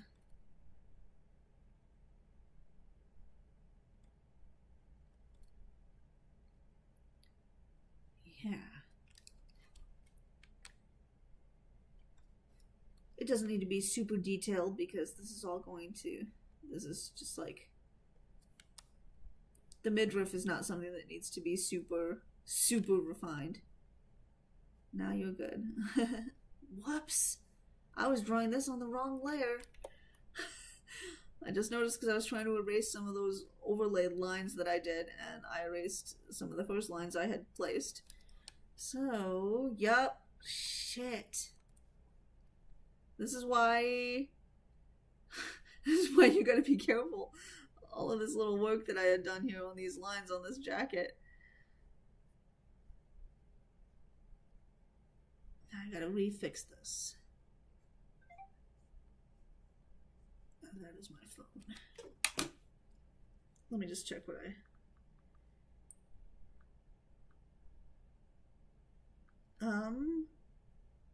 my dad is texting me about something. I'll have to take care of that later.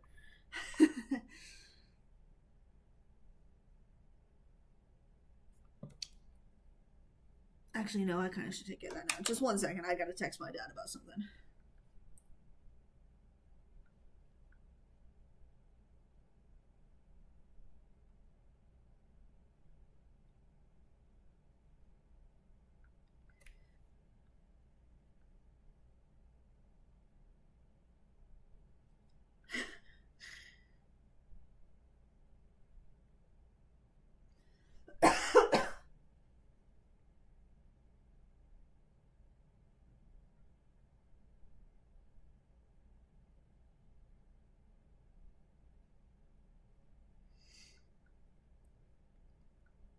we moved recently, and apparently my grandma sent me something to my old address. So my dad was just like, hey, did you get a box? I was like, no. Alright. Right now I'm just kind of trying to smooth out this line a little bit since I had messed it up. Okay. That'll have to be good enough of a fix for now. Because I really... No, that's not a good enough fix. That does not look good. I need to be a perfectionist about this. I need to fix this. Honestly, at this point, it would probably just save me time if I just did this line over again, because otherwise I'm going to be sitting here for hours trying to fix it and make it smoother. So first I need to fix this, just because I need the lines to look nice. And then I'm just going to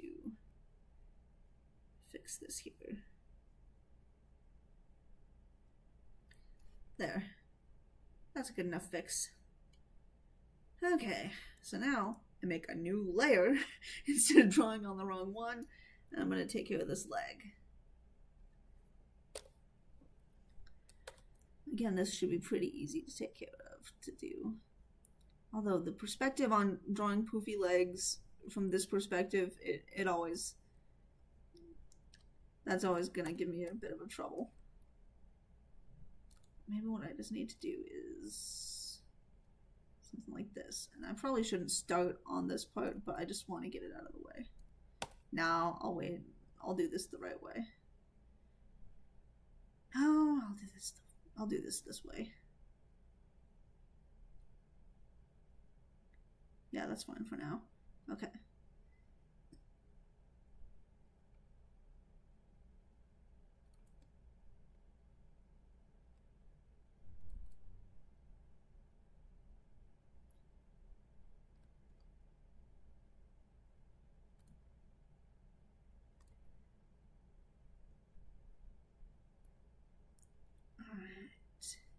I was pretty pleased with the way that the like wrinkles happened in the rough sketch, so I'm kind of just trying to recapture all of that. Yeah, I think it looks pretty okay. It looks pretty good, actually. And one of the important things to remember about like doing like puffy things at this angle is that it's not going to stop immediately where the little thing here is. It's going to kind of encompass it and so encircle it, because we're seeing it from a specific angle here. But maybe not quite this much. I don't know. I'll let it play. I'll see how it works out. So then we're going to continue to just block out this little bit here, making it puffy. And then I'm going to come in like this, just to do the ends here. And then I might do one of these things to close it, just so that I make sure that I get the precise angle of this thing correct. Okay, yeah, that's looking pretty good. So now I'm going to detail this. I'm on the wrong tool again. I'm just going to kind of detail it, close it up a little bit here. Close it up a little bit here. Making sure to leave a good amount of thickness. And then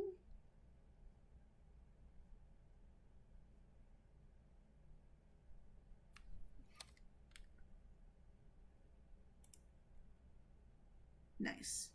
I like that. It's not perfect, but it's good enough.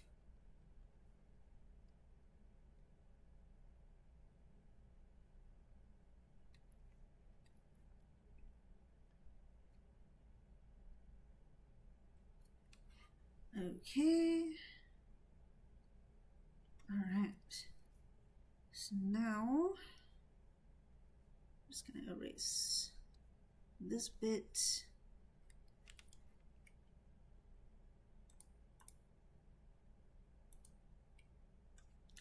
And draw the belt.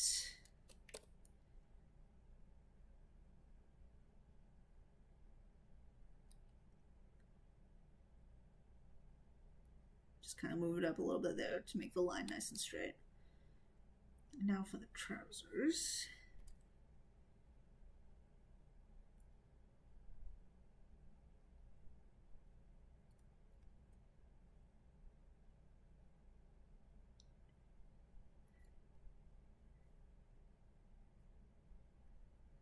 Once again, having a lot of wrinkles here is actually just perfectly fine because this is pants, and pants naturally, especially if you're like kind of, she's sort of in a sitting position with this leg, I think. So that would kind of just make it so that the pants are going to be a bit wrinkled. And then, of course, once I do shading, it's all going to be even more well-defined once I shade everything the right way. I don't like this line here, though. I need this to be a little bit differently. The point of this line here is to establish her upper leg here. So this is pretty good, I think.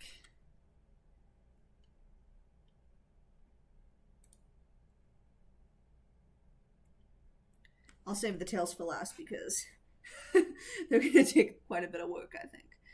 And I'm going to do these pants. With this one, I'm going to start with the belt. And I didn't realize that it was going to kind of clip into the jacket. I don't like that. That's not a good. But it's too late to fix that.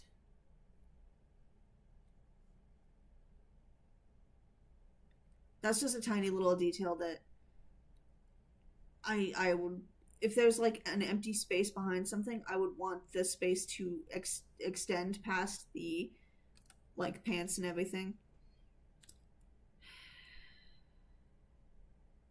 I really don't like that. Okay.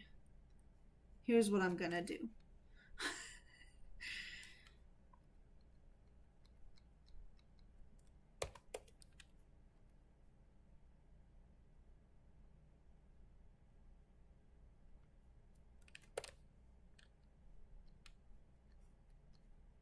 It's kind of not the best.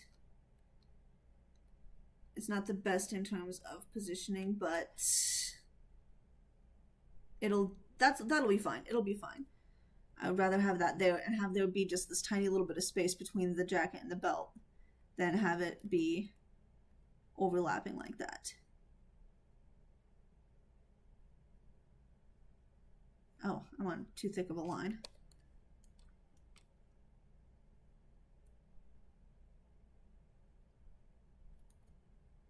However, I do want to get it as close to the actual line that I had drawn as possible.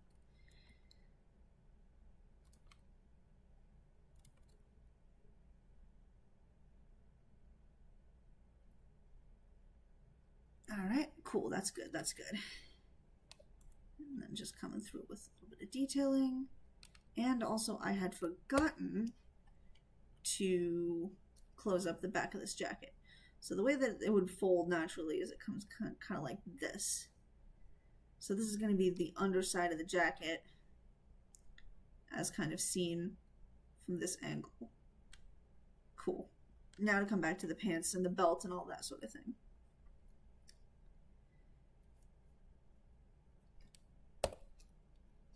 This is just going to help preserve the silhouette somewhat.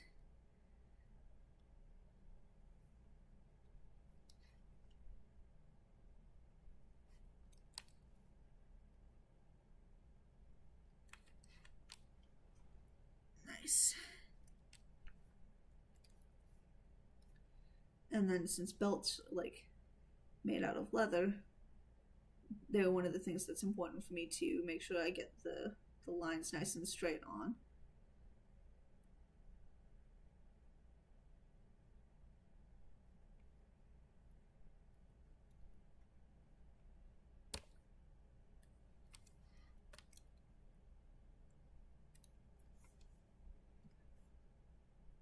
They're a smooth material.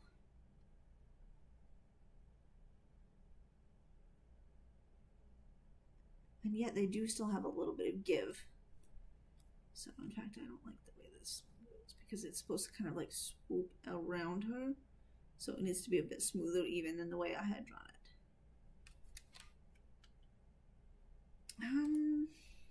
doesn't quite look right. It needs to be a little bit stiffer, I think. So now we just come through here and make the line stiffer. This really looks like it is a belt that is just kind of like hanging off of her, I think. But at the same time, it's not quite where it needs to be. I think that's good. I think that's a good belt. Okay.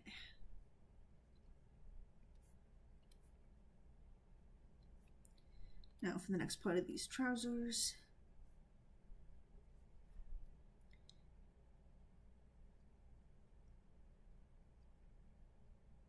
Make sure there's a nice bit of shadow blocking between the belt and the pants so that it doesn't look like it's form-fitting. It just looks like it's naturally kind of sitting where it needs to be. I wonder how much of my background is Ruby redesigns can be seen in my Butterscotch designs. Yeah, I wonder that question a lot myself. Some of my original characters, maybe not the ones that are in the comic that you're doing an art exchange for, I don't know about them, but some of my other projects, I'm definitely a little bit too close to Ruby in some of my designs. I think that's a good enough line there. Okay. Now a new layer. Heavier line weight. Working on the pants. Giving them a nice opportunity to wrinkle up here. Making a proper knee.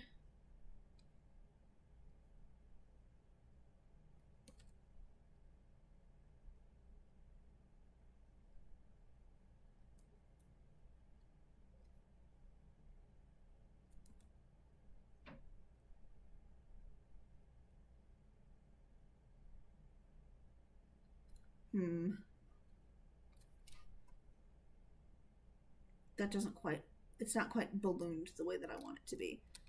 I think I need to, instead of having that be like that, I just need to make it a one smoother thing here.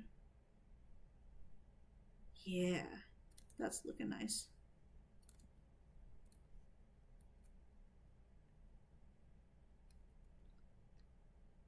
Cool.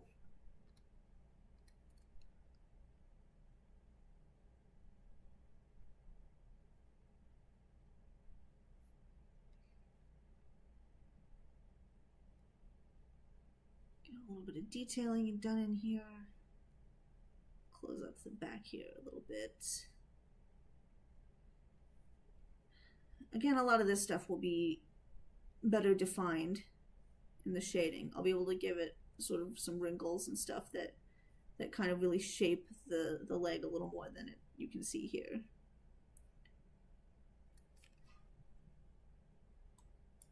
Oh.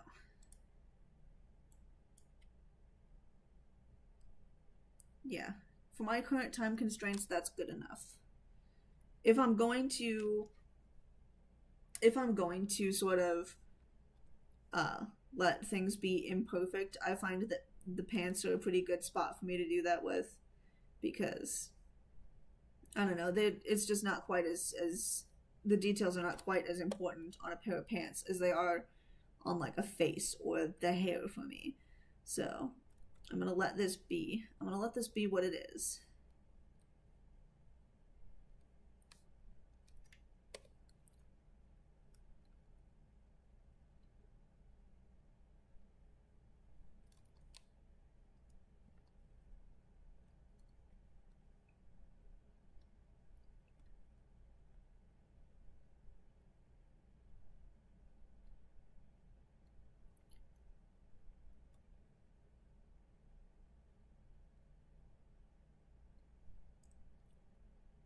And I think that's pretty good for the pants.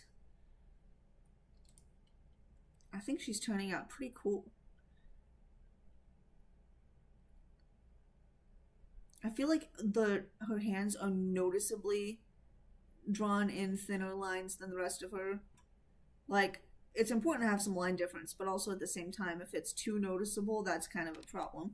But that's something that I can just take care of in detailing and shading and that sort of thing. So moving on to her hoof things.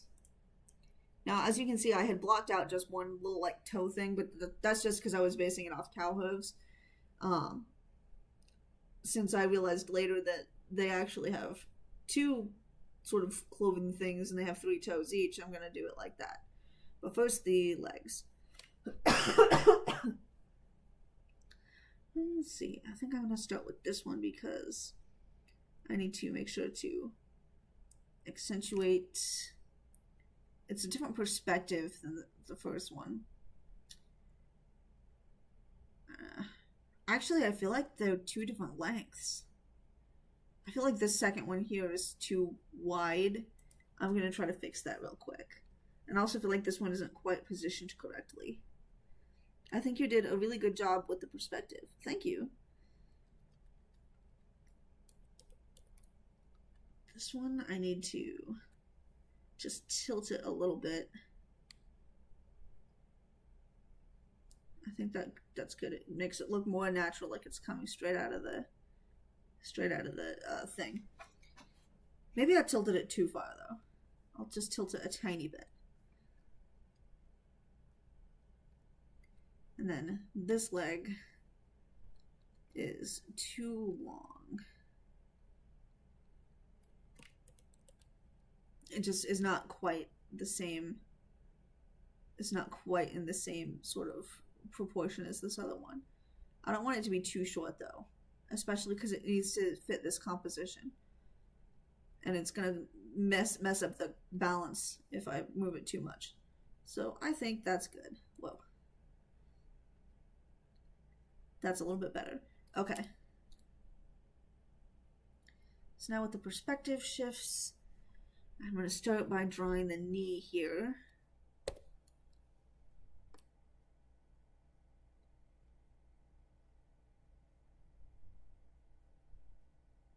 Because that's how it is. It's kind of a joint, and then the leg comes out from behind it. So I didn't quite do that very well, though.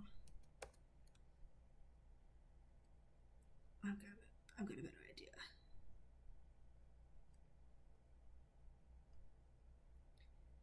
All right.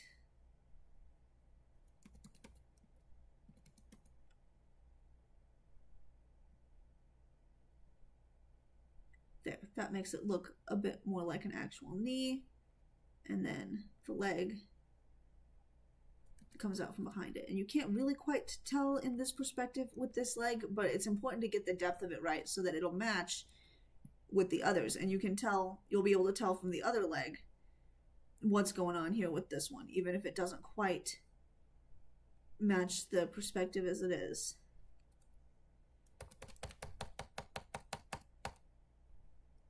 I need to be a little more mindful with my strokes here. I'm in that position where I'm like kind of trying to rush to be done now, but I need to not do that because it'll just take me longer to have to keep undoing and redoing everything.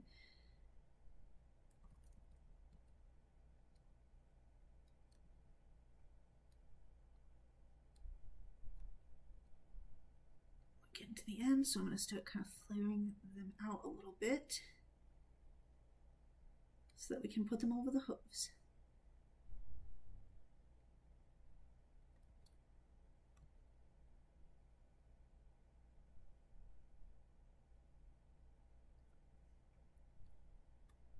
And I don't need these lines to be too jakey and too shaky because they're going to, then it won't look quite like hair. It'll just look too much like fur. Alright. So the way that this toe is shaped, I guess gotta check my perspective again to make sure that I'm doing things the way that they'd kind of naturally be done. Okay. So I'm going to come up a bit like this.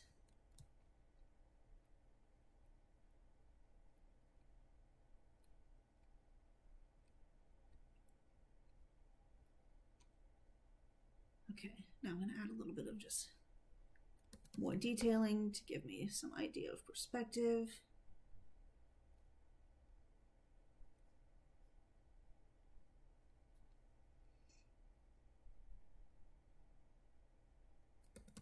It's too bold.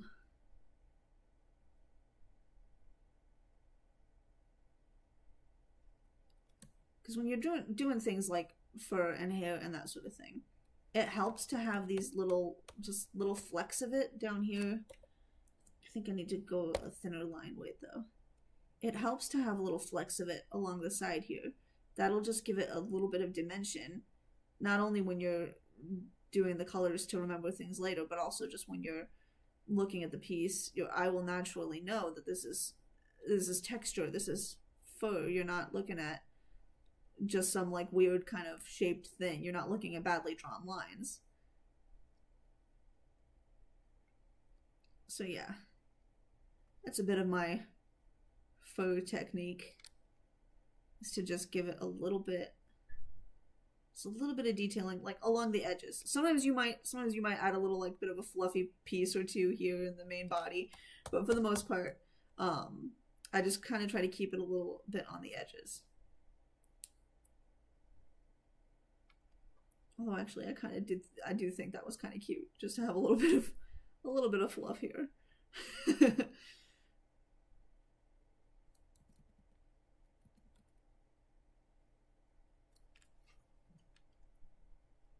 I think that's really cute, actually. Okay. Now for the hooves, they're going to be a bit of a heftier weight, and I'm going to want to make them a bit smoother. So I'm going to start just by drawing the main hoof itself, and then I will clip out and erase what I need to in order to make it all work out.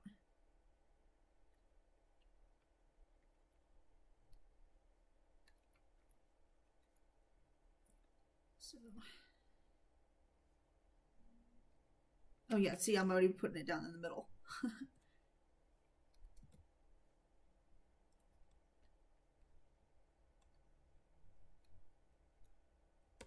It's not quite right.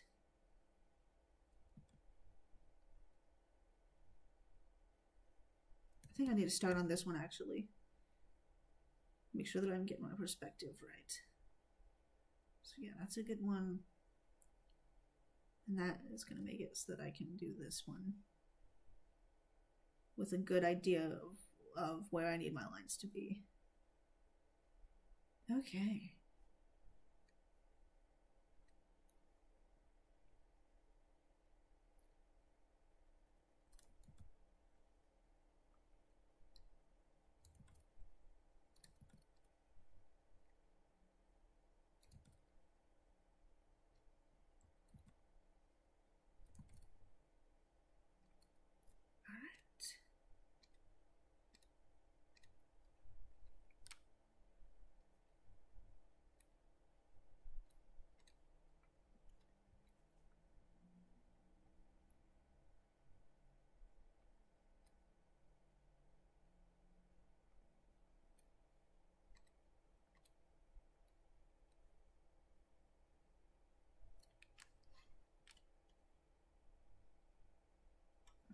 It's not quite looking right. I think I made this line a little bit too linear. It needs to be over here more. Okay, that's pretty good, I think. At least it's good enough. Now for this leg.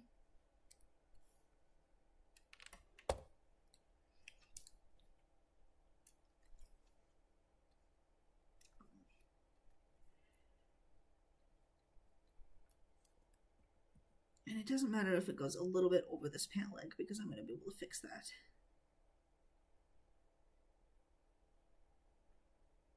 And now we're drawing the knee. I didn't have a lot of things to ask about that are related to what you're drawing. What did you think of the world building? I thought it was good. I wasn't able to read it as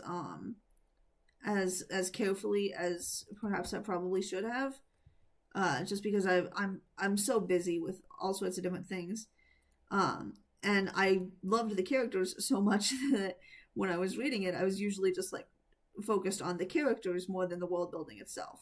So I can't necessarily say that I remember everything. Like, I don't really understand the adrenaline trade. I just kind of know enough about it to know that it's bad and it hurts Cowboy and it hurt Cupcake and Milkshake and all that.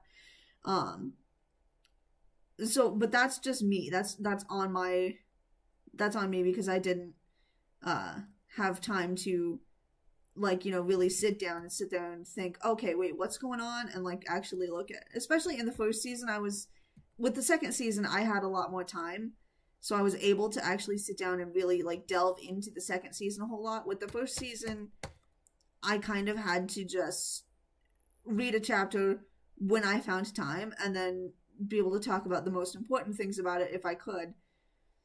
Especially because, like, when you asked me, can you be a beta reader, I was just really busy, but I didn't want to say no, I can't.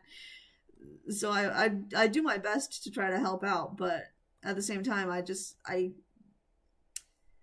especially like I said in the first season, I was so busy, I didn't really have a whole lot of time to sit down and really puzzle out everything that was going on and read it all carefully. Um, but that's not anything to do with you. That's just how my weeks were ending up at the time. I think that you did the world building really well from what I remember of it.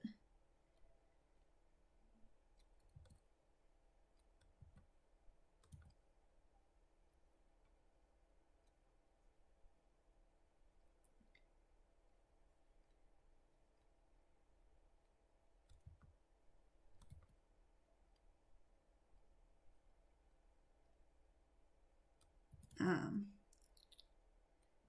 I'm trying to trying to think about more to say about it.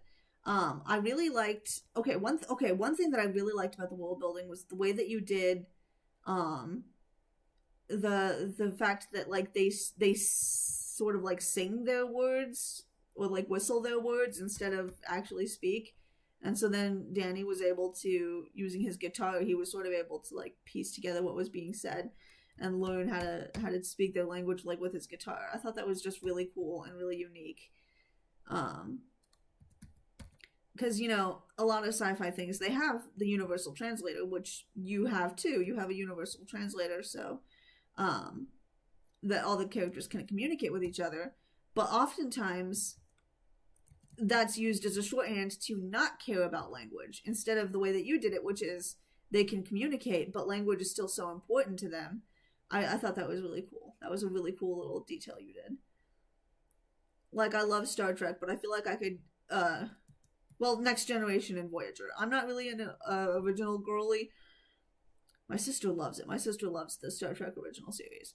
But I could never get into the original series. But in Star Trek Next Generation and Voyager and that era of things, I probably could count on one hand every episode where language was an important part of things. 9 times out of 10, everyone just speaks English all the time. And if anyone asks about it, it's like, oh yeah, universal translator. Now we don't need to bother. So I thought the way you did language was really, really cool and really special. You really just, thanks, you're welcome. It really just adds so much depth, I think, to the universe. It makes it feel like a real place where real people live, and also where it's not like super homogenous. Because like it's important to people. Their cultures, their languages. That's such an important thing. So that was a really cool thing. I'm thinking the knee looks too pronounced. I don't need it to look like it's jutting out of her. I just need it to be kind of obvious that there is a joint here. I also think maybe it's a little bit too low down. I need the joint to be up here a little bit.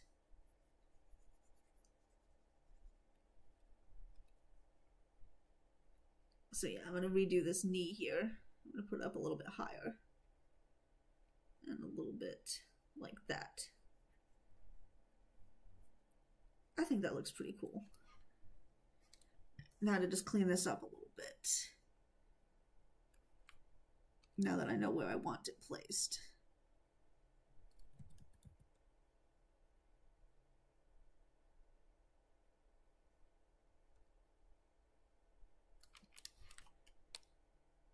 All right, I can clean that up a little bit in post. Now to do this second hoof.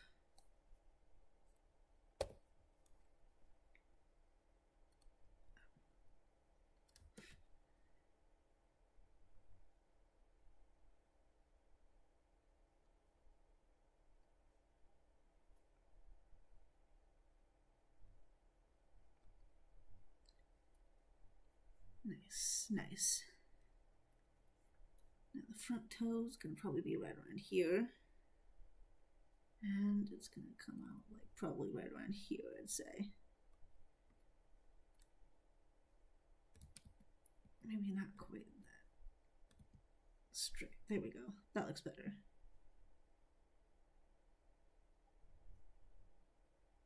All right.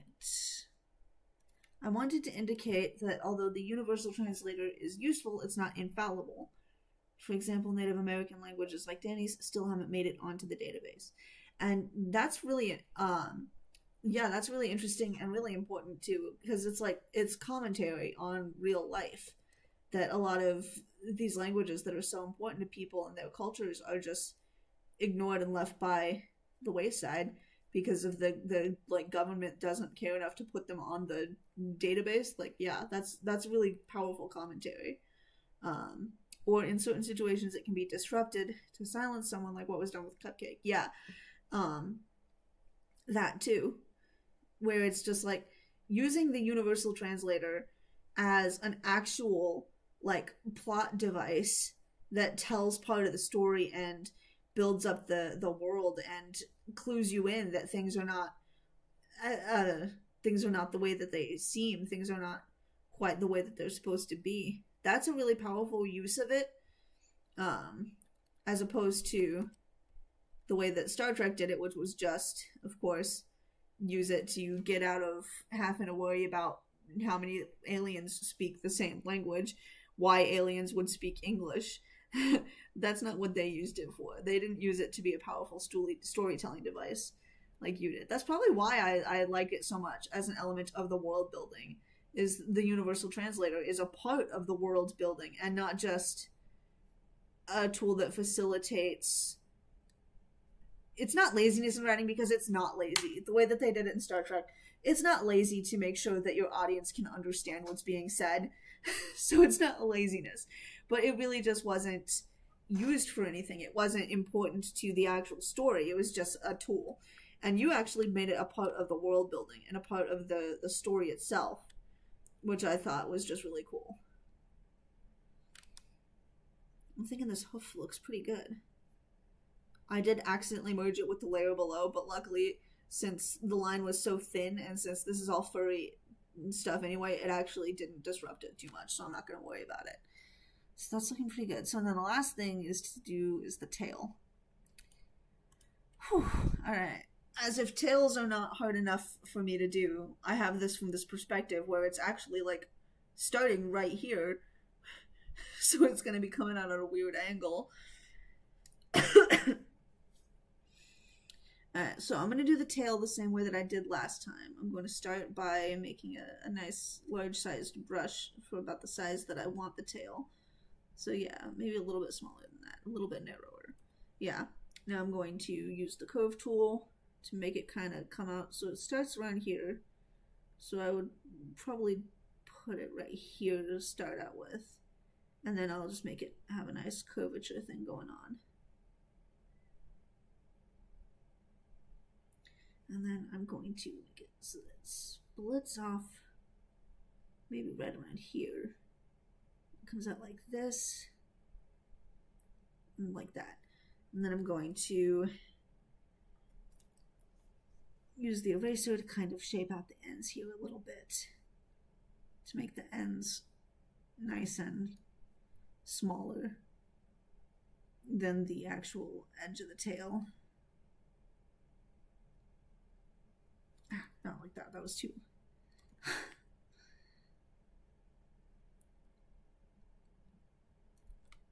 Just to give it a nice little bit of shape here.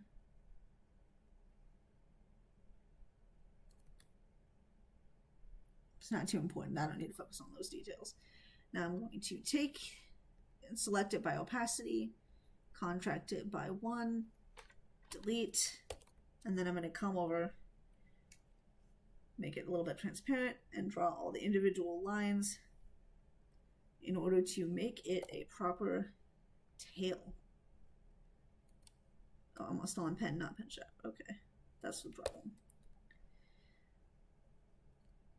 So just like last time with what I did with Cupcake, maybe I'll start on this side, because you want to make sure that your strokes make it so that it looks like the hair is kind of sticking out in the right direction, as opposed to, because if I was drawing it so that the hair was going in like this, that wouldn't look right because it's not going in the right direction.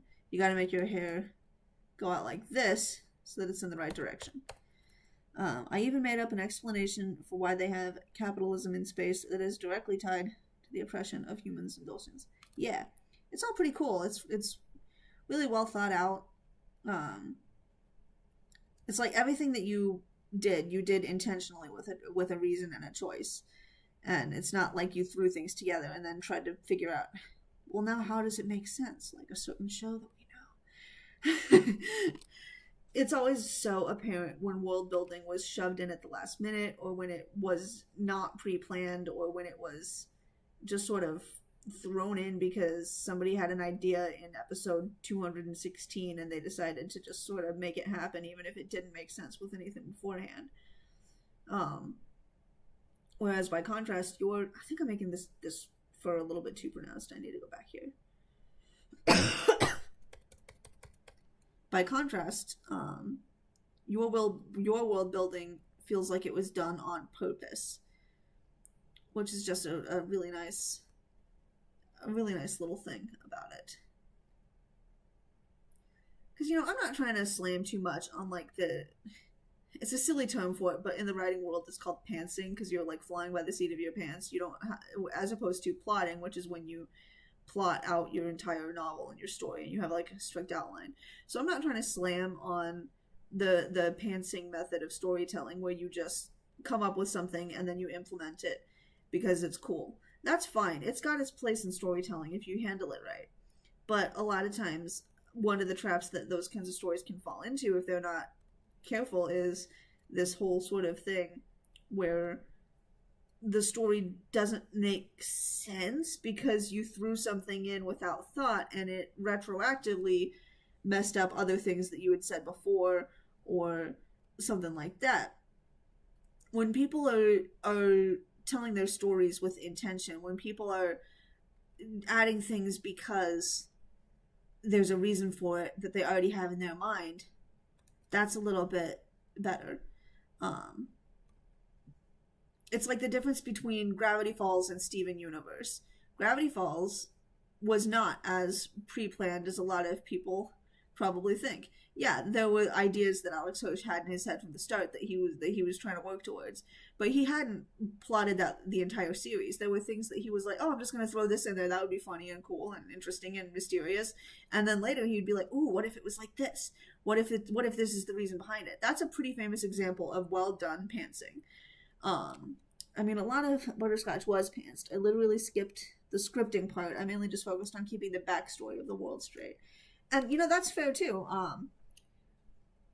But, like, not having a script, you still were doing things with intention. You still were, you kind of, like you said, you had the backstory set up. So then when you're doing the world building, even if you're not focused on the future, you're still focused on something that you had plotted out, that you had planned.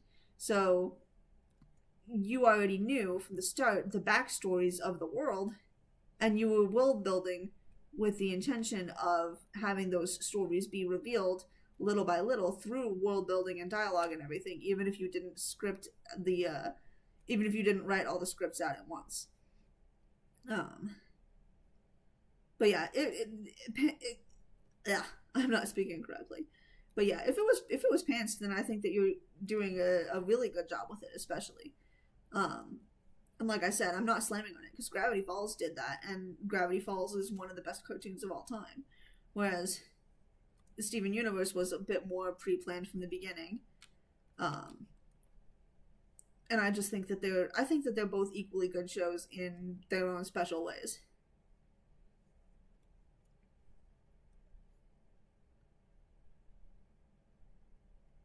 But yeah. And then, you get into other shows that I'm going to try not to talk about too much because I don't want it to make my series just turn into a huge rant about things. But you have other shows that they say, oh, this whole thing was planned from the beginning. And you're like, there is absolutely no evidence in the entirety of the series that you ever had thought of this before the day it was revealed. Like, you're telling me that in season 9, you're going to reveal something that had no foreshadowing, no indication that it ever existed. There's absolutely nothing in the entire first 8 seasons to even hint at the fact that this might be happening. There's nothing.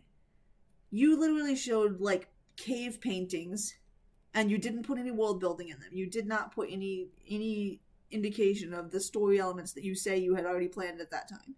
And you made these really big ruins where it's like historical ruins and everything, and there's absolutely no art on the pillars that depicts some of the stories that you said you had planned from the beginning. If you go 8 years without even a hint that something might exist, and then in the 9th season you're suddenly revealing it and you're saying, oh man, I've been sitting on this secret for 10 years, then how come there was no hint of it in the show? Like in Steven Universe, they have wall paintings of the fight between Rose Quartz and Pink Diamond and things like that just show that it was actually in the works. There's like wall paintings in season 1 of Steven Universe that are actually telling you the things that are revealed in like season 5. And then it's like, that is a pre-planned story. That is what it looks like when your world is already designed. And so then we're not going to believe you when you say, oh yeah, I've planned this from the beginning, if there's absolutely no proof of it, no indication in the entire series that it was ever on your radar. And then you're going to try to convince me that you planned it ahead of time. Like, sorry, I'm not that gullible. But I'm going to stop God, remembering how Ruby did things hurts my soul. Yes, I'm going to stop ranting about it. I need to not do that anymore. I think the most pre-planned part of Butterscotch was Captain and Cowboy's backstory, and that whole thing was revealed in just one flashback. Yeah, and like, that's really interesting. That was one of the best things, I think, was the backstory and the way that it was revealed. It was just really well done. The second most planned part of Butterscotch was the Prussian reveal. Planned from the beginning has become a trigger word. Seriously though, no. Anytime someone's like, oh yeah, this was planned from the beginning, I'm like, you don't even know. You don't know the war flashbacks that I get from that. I think this tale has turned out pretty good, actually.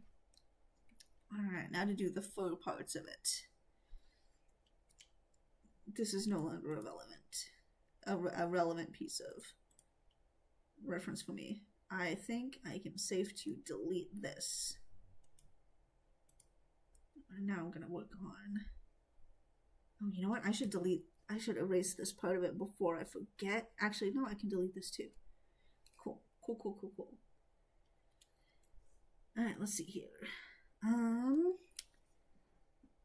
Oh yeah, the reveal of the Crucians. That was really good too. Which reminds me, I need to read your new chapter that you posted in the beta read server. I saw that it was posted, and I saw that it was about the captain, and of course that really piqued my interest, and so I really want to read it. But I have to read the other one first. I don't have a lot of time.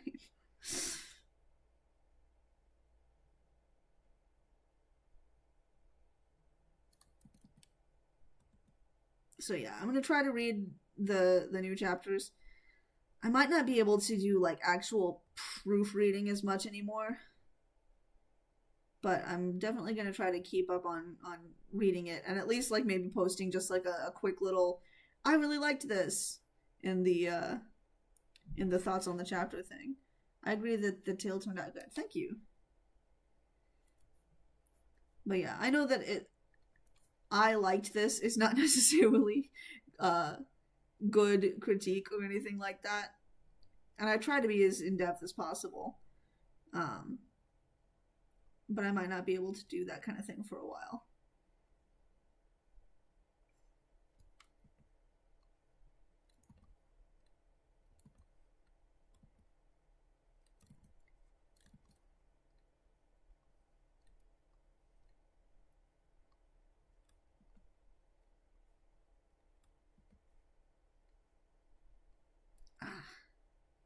I am too quiet. Once again, this is looking more like a feather or a flame than a tail. Oh, I'm drawing it on the wrong layer. How fun for me. Alright, I'm going to... That's okay for me, actually, because I'm just gonna kind of be fluffing out this whole piece anyway. To just give it a little bit more of a... Because I'm trying to make sure that the shape of it stays where it's supposed to be, but at the same time, it's not supposed to be so completely blocked off like this. So now I'm going to come through and erase kind of what's underneath it. And then I'll just do some touch-ups to make up for the fact that I did it on the wrong layer. And actually, I'm going to merge these down again intentionally so that I can erase a lot of things at once without having to switch back and forth between each one. Because I just need to make sure that I have the shape defined, but not necessarily everything blocked out so perfectly. So 1.5 in the line weight and give it a little bit of detail here. That's too much. And kind of just fix up all of the really bad lines that I gave for myself.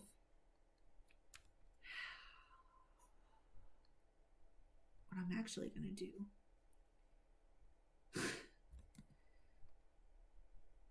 is draw it like this now.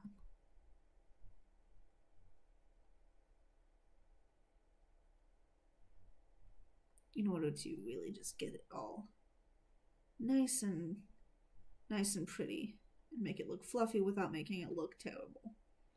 So now I'm going to come through here and erase some of this other stuff just to give it a nice bit of fluff.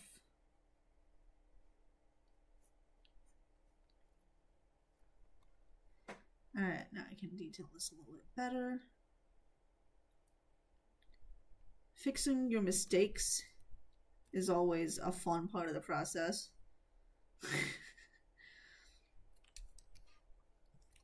But that turned out good enough. So now to do the same over here. So I'm going to start by doing the outline flame part of it. These streams have kind of inspired me to want to do my own live streams talking about stuff. That would be really cool. I wouldn't be able to promise to be there all the time, but I would definitely check it out whenever I had time for it. There's this Paramore song called Running Out of Time that I heard recently, and I've really been relating to it lately.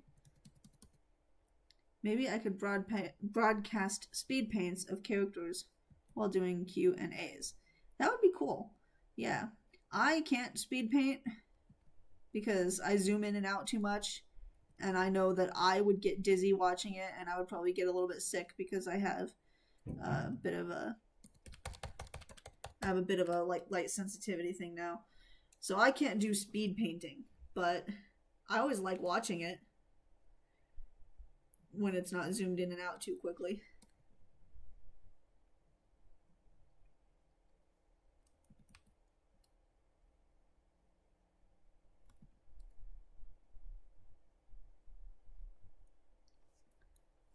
Not really sure if I'm getting the... For some reason, I feel like the tails that curve like this at the end, they're just always so hard for me to get right. I don't know. I don't know what it is. There, that's nice. Maybe I just need to give it a little... Okay, there, that might help. That's good. That'll make sure that I keep the lines of it straight while also giving it that bit of a curvature that I need. Maybe a speed paint is the wrong word. I would just be drawing live like you are now. Oh, okay. Yeah, no, that makes sense.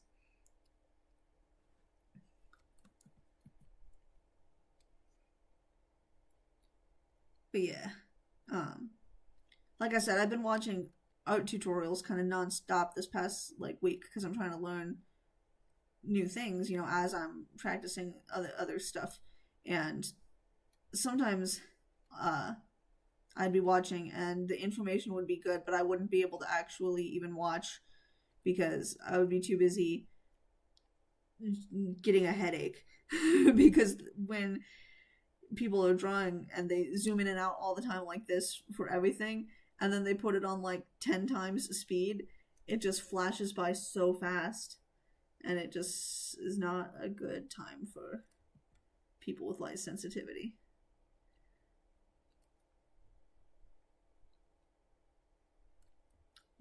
Sucks because I didn't used to have this. I didn't used to have light sensitivity.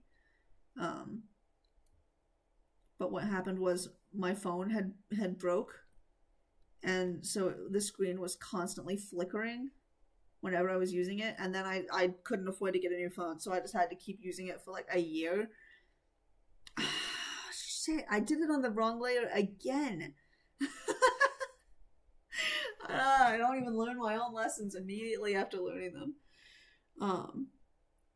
But yeah, no, my phone had been flickering for like a year, and I just had to deal with it. And so then by the time it was done, I just couldn't handle flashing lights anymore. I feel like those videos are mainly just an excuse to blare Linkin Park or scary art. You know, I haven't actually seen that. Most of the time the speed paints that I see are, maybe I'm just always happening to luck into the right ones. Usually the speed paints that I see are like artists doing tutorials. They'll be like, hello everybody, this is how I do blending. And so then they'll play the video of the speed paint of them doing their art while they're explaining what they did and how it all worked.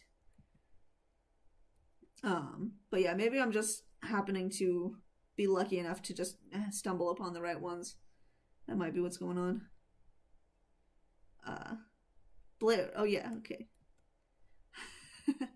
I should have picked that up from context. I don't know what my brain was doing.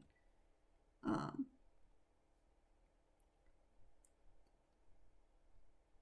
yeah, even if it was just blaring Linkin Park over scary art, I feel like I would actually kind of find that pretty relaxing. I like Linkin Park well enough. I had an emo phase when I was a teenager, same as a lot of people.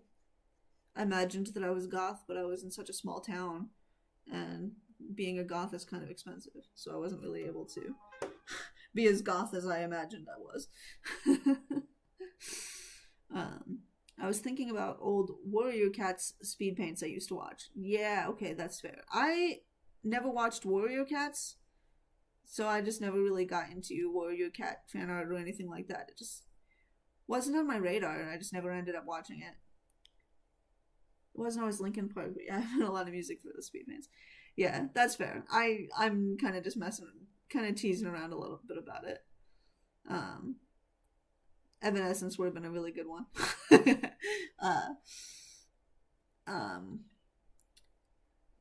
But yeah, I think that's looking pretty okay.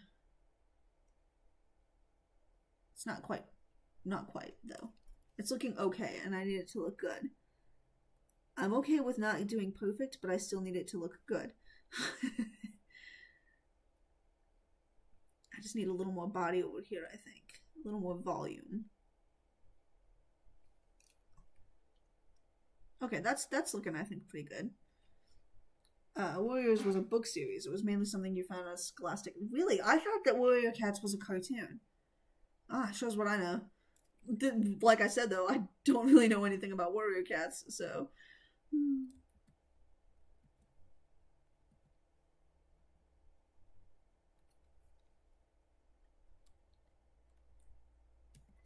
Okay, that's good, I think. All right.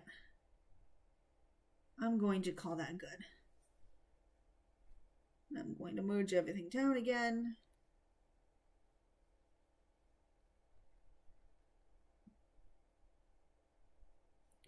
One too many times.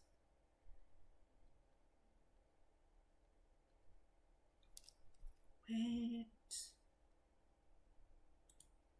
Oh, that was close. I had a sketch layer underneath it. Okay. All right, that's pretty good. So now I'm going to do the flat coloring, which shouldn't take me nearly as long this time as it did last time, because in all of the hundreds of tutorials I've watched lately, one of them happened to give me a really good hint as to why my fill tool didn't work the way it was supposed to, and now I think it will. This, I can't really just color pick off of this reference sheet, because this was such a cool pose and such a cool moment that this is the one that I decided to pick for her reference art, but I can't really color pick it because of the ambient lighting. So I will use Cowboy's hair, make it just a little bit lighter for the color of her shirt. Lots of people make animations for it, so it's reasonable you would assume it was a cartoon. Someone tried to make it into one like a million times by now. Quite a few completely independent animated series on YouTube that star cats or wolves were made by Warriors AMV creators. That makes sense. That makes a lot of sense. But yeah, as somebody who did not know the first thing about Warrior Cats, I totally assumed that it was like some cartoon from like the 80s or something. It looked like something that my mom would have watched when she was a kid. And I'm not saying that to be in a bad way or anything. It kind of had the vibes of like old X-Men cartoons that she liked, or I don't know. I don't remember what other things she might have watched.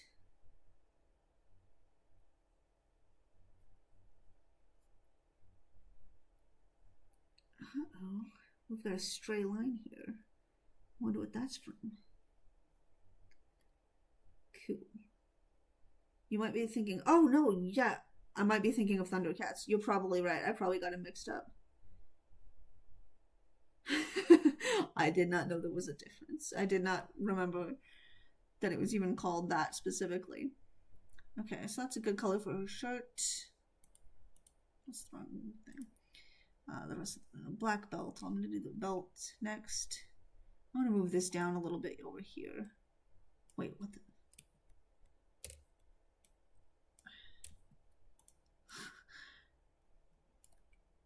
Just so that I have an easier thing to reference. Oh, the pin. Is this supposed to be pink, or is that just because of the ambient lighting? But this is yellow. I don't remember. Is the star pin supposed to be pink or yellow?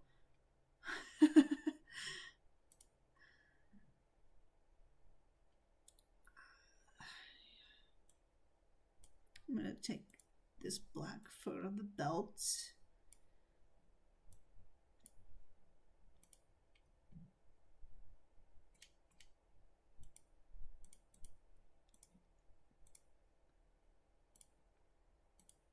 Oh yeah, this is way faster.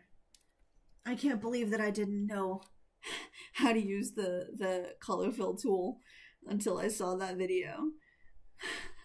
I'm going to be saving so much time. This is why you watch art tutorials, is because when you're a self-taught artist, there are so many things. Oh, I just realized that the star earring is pink. Okay, cool. I just realized that this leg does not look the same as this leg. That might be a big enough thing that I might want to fix that in the line art. Okay. I'm definitely going to fix that. That's too big for me. Alright. So, to make this leg piece a little bit bigger, I'm just going to bring it down like this. Bring it down like this.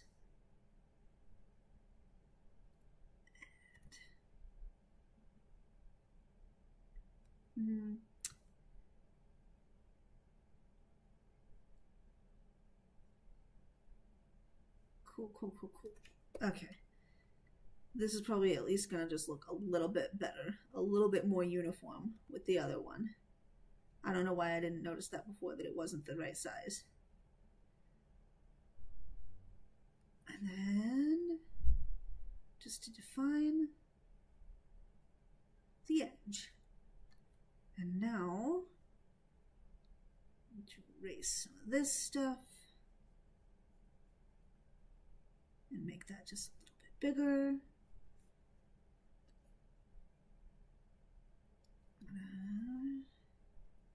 I want to merge this down so that I can erase what I need to. Just give it a little bit of dimension here. Like it's coming out and then it's curving in and then coming back out like this. There, that looks nice. Nice and pretty. Okay. That looks better. The book series is actually just called Warriors, but we call it Warrior Cats because the name is both unspecific and misleading. That's fair. Alright, picking up the pink again. To just go in to drop it in her earring.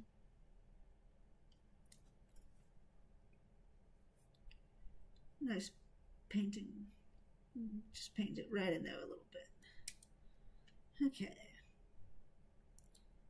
And now I'm going to do the white next, so I'm going to turn this background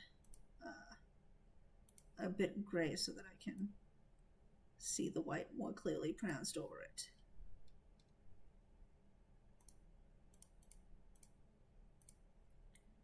So I'm dropping. And this isn't exactly white. It's more of a kind of an off-white gray color. And I'm doing that so that I can accent it with white when I actually go to do the shading and lighting and everything.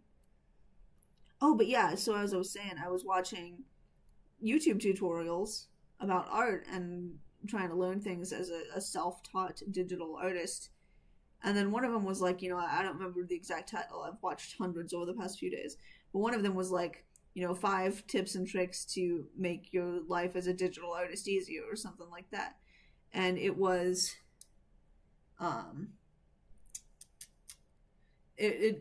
one of the tricks that they did was they were like, if your fill tool doesn't seem to work for you the way that it works for everybody else, it's a really, really easy, simple fix that shouldn't take any time at all. And you can just do this. And I was like, oh my God, I can just do that. And it was so easy. And now it really works well for me. And I'm like, all of the hours of my life that I've wasted trying to fill in character colors, and then after one single video that just happened to mention it in passing, now I can fill my outfits so easily. Beautiful. I gotta pull up her reference. I want to make sure her sleeves. Okay. Oh. Okay, so the inside of her jacket and the sleeves here are yellow. See, this is why you can use references. I didn't remember that little detail. Okay, sweet. That's really cool. I like that. That's a good detail. It kind of makes me wish that I had remembered to draw more of the inside of her jacket. But that's okay, because I added these little things down there, so I'll make them yellow, so that'll balance it out. Oh, I'm on the wrong layer.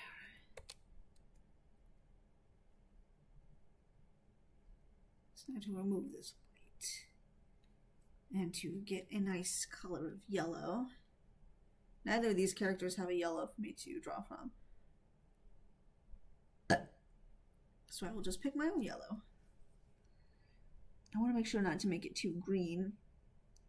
I kind of want to give it a bit more of a warmer orangish type of tone in order to make sure that it is cohesive with all of the reds and the pinks and all that sort of thing. Let's see. I think that looks nice. It might not be quite as saturated as it should be, but that's something that I can fix in the lighting and shading and everything. Milkshake's orange collar is definitely inspired by volume 1 to 3 red collar. Oh yeah, that's a good point. That makes a lot of sense.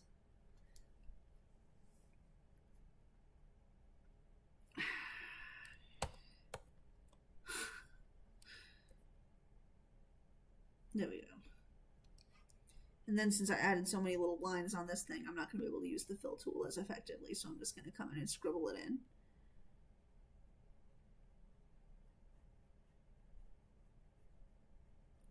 So yeah, since I didn't plan to include too much of the collar because I didn't realize what was going on because I wasn't paying enough attention, having those little things can add as a nice little balance of the color. Weiss's, yeah, Weiss's red collar. Yeah, I got what you meant there. I was like, that was such a nice little piece of her design. I think that it's really unfair how bad they made the designs for volume 3. Okay, so these are definitely pink. Okay. So picking up the pink. But yeah, the way there was so much of importance to Weiss's character in her design in the first volumes, and then they just decided to do the exact opposite for the rest of the show. And it was like, so why is this happening? You have to, if you're going to change a character's entire look, you really ought to have a reason for it. You ought to explain it, because it's not like a normal human who will just change clothes depending on the mood they're in that day. When you're doing character design, it's important that you maintain a cohesive look for the character. Even when they've got different outfits, they still have the same kind of style, the same kind of look. Like thinking like Kim Possible in Disney Channel. She would change her clothes sometimes, and in fact in one of the later seasons she changed her entire look. She changed, like, she no longer had her special like uniform versus her school uniform. She had a different uniform. There was an episode where they picked a new uniform, but she still had the same cohesive look about her that was just really cool and really, really Kim Possible.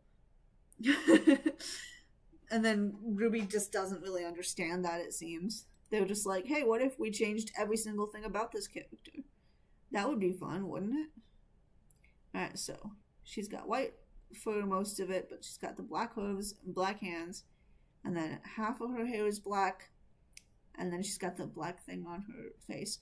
Unfortunately, because of the way that I drew her, I don't think I'm going to be able to include that side of her face. That's another thing that maybe if I had been planning this a little bit differently, I might have tried to make sure to include that, but I wasn't really thinking about that. I, for one, really liked how it drew attention to Weiss's face and how it symbolized her inner warmth, which were the things I wanted to steal from Milkshake. Yeah, that's a good point. I'm gonna fill her eyes in real quick while I'm thinking about it. But yeah, and white is such a big main color for Milkshake too, so it makes sense that you would draw inspiration from that. From back when the Ruby designs were actually good and said things about the characters. Oh, wait. I just remembered that I drew a human eye just by habit. But that's not really how the Dulcians work. They don't have, like, human eyes. Especially compared to just, like, the humans. So I'm probably gonna leave it, but I'm just gonna reverse it so that the pupil is gonna be black. And the iris is gonna be yellow. So that's what I'm gonna do.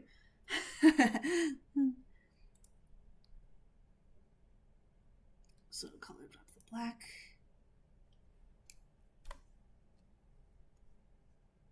Did I say iris? I don't think that's what I meant. I meant the whites. I don't know what my brain was doing. Okay. That's good. That's good.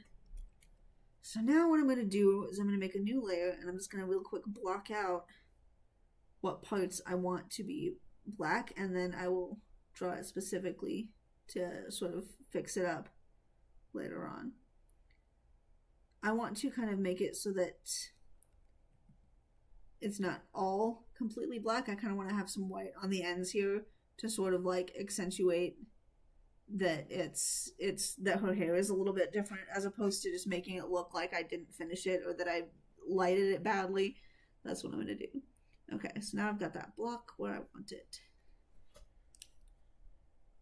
I think, yes, the sclera. Thank you. I had, like, in my head, I knew the word for it, but I could not remember it. So, yeah.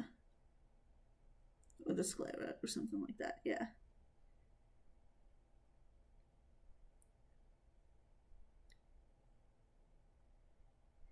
So yeah, I'm kind of just gonna sort of do this in slight chunks here, because I want it to be obvious that she's got this really cool like cow print hair.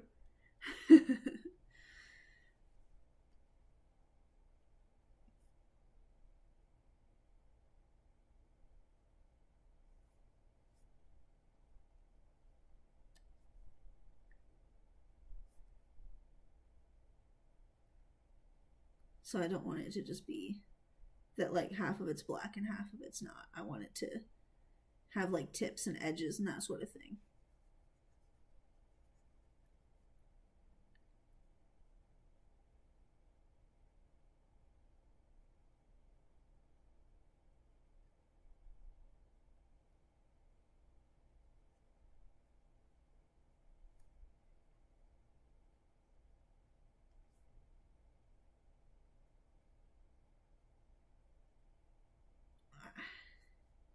I'm realizing again that I just fallen into silence, and I don't want there to be dead air, so I'm just gonna keep talking. I really think that this is such a cool pattern, the way that you did this. It's really cool, and it's so unique, and it gives such an interest to the character, even though she's got such a simple outfit. It's like the outfit accentuates the cool design as opposed to distracts. It's really streamlined, it's clean, it's nice.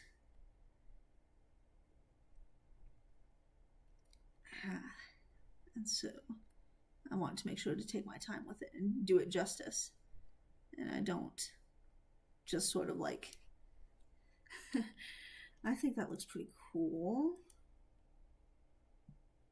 Alright, cool. And I'm going to erase it from her ears, because the ears are not black, they are white, which is a really nice contrast against the rest of it.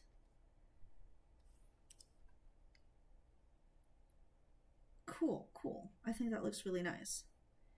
Alright, so then finally, the last one. I'm going to wedge that down. Oh, it's not the last one yet. I'm going to do the claws and hooves. Ah, that's nice. Cool. And I'm just doing the flat coloring right now, so.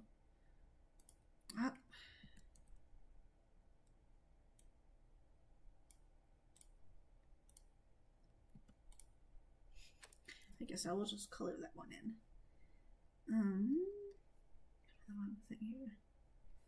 Thank you so much. I realized that when you give a character certain markings, it's best to accentuate those markings with a more simple outfit. That is so true. If you give a character like a really important big element to their design, it's oh, I need to erase this thing. It's a good balance to give them just a simpler outfit underneath it. Like with my character Dusk, she's got that cloak, this really impressive, not impressive, that's not the word I'm trying to go for. I'm not trying to call my own work impressive. But she's got that really big noticeable cloak that's like, it starts out orange at the tip and then it fades all the way down through pink and purple into like really dark blue, and it's covered in stars and all that sort of thing. It's so detailed. So then I wanted to just put her in a plain black dress underneath. It doesn't even have any it doesn't even have like a waist seam or anything. It's just like a black sack dress, because the important thing is her cloak, and if I had too much detail underneath her, it wouldn't look right. For example, Milkshake has a symmetrical outfit and an asymmetrical appearance on her face. Yeah, that's a good point.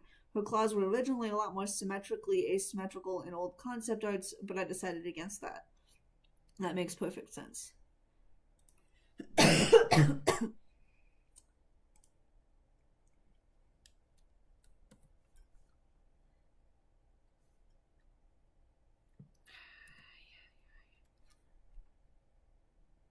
The fill tool does not really like working with the way that I do fur. It's too many tiny little pieces there that it wants to just color in. There, that works better. So now I just clean that up a little bit. While Butterscotch has a completely symmetrically asymmetrical outfit that matches her asymmetrical eyes, but her entire base fur is just black so it doesn't contrast. Yeah, that's a good way to go about it.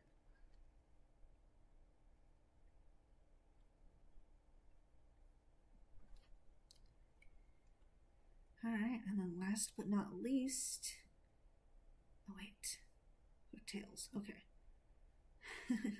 They were behind her, so I almost didn't see that.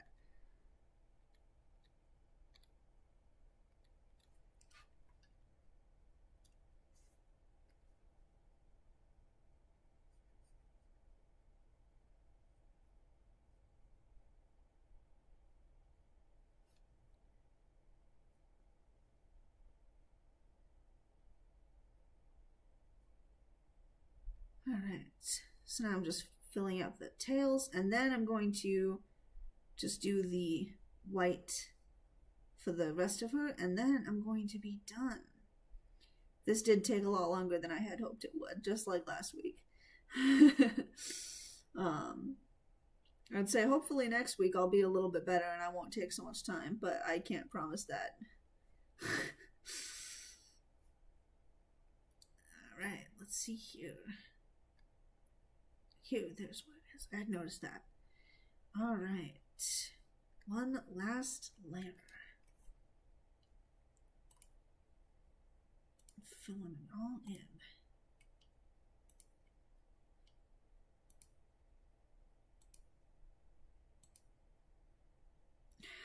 I'm gonna try. I'm gonna just try to increase the tolerance, and hopefully I'll be able to fill this out without having to worry about it spilling over too much.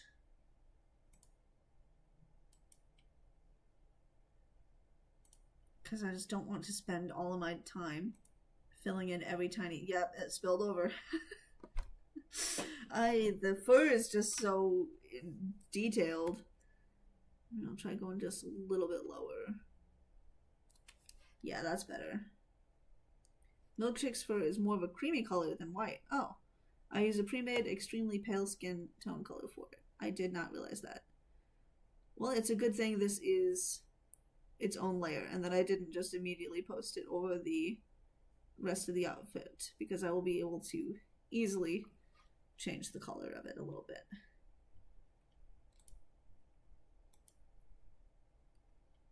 Yeah, my eyes had not even picked up on that. I had just thought she was just like a white cow.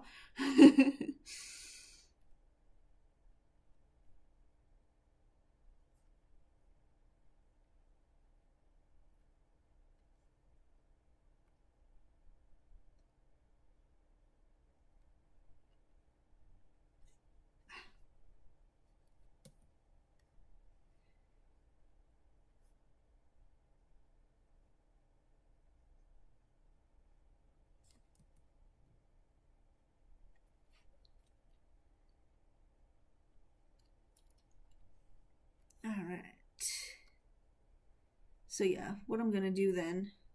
Why didn't you do that? Okay, what I'm going to do is after I'm done filling out everything, I'm just going to select everything in this layer, and then I'll be able to change the color really easily without too much fuss.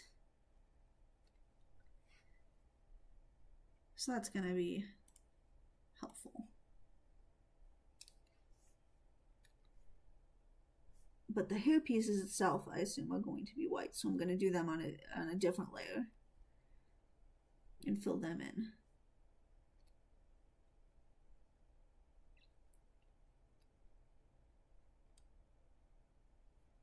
All right.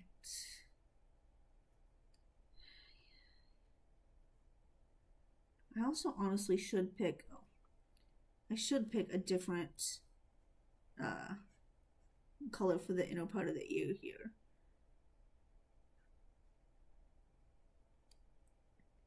I'll probably start by color picking the pink and then just making it a little bit darker. I think that's a good way to do it. A little darker still. That way it's cohesive with the rest of the piece. It's not going to be an entirely different color, but it's just a nice little thing there. I am losing my voice. All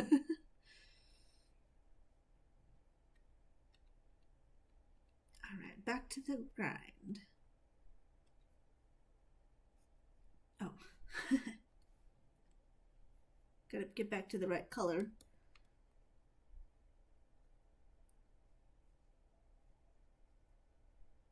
I should make her eyebrow black. That way it's just like you said, a little bit of contrast against her very pale face.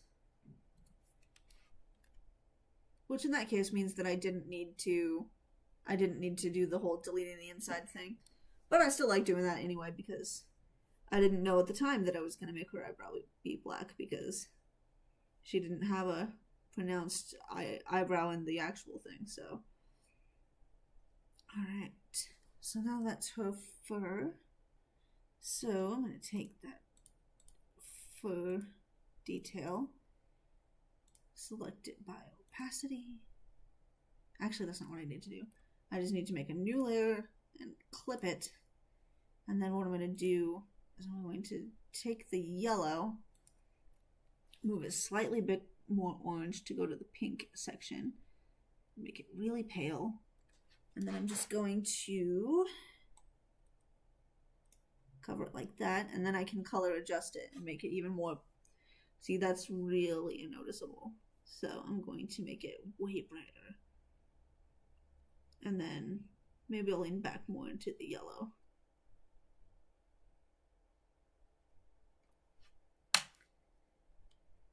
That's a good base color. I'll do the rest of that. I'll be able to accentuate that a little bit better in the shading. So then merge that down with the layer below. And then finally, one last layer, which is the white of her hair. Cowboy is the only one with the anime circle eyebrows. I'm sure he'd be honored by the distinction.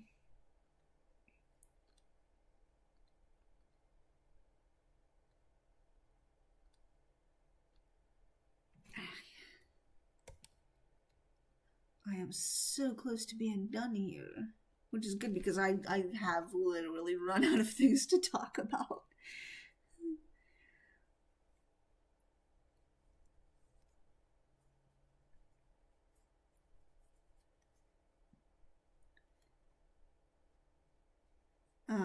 That's really close in color to her fur. Good, good, that's good. All right. This is honestly already looking so cool. And like I'm not gonna do the shading and lighting until the very end because I'm trying to learn how to do it faster and better and all that sort of thing.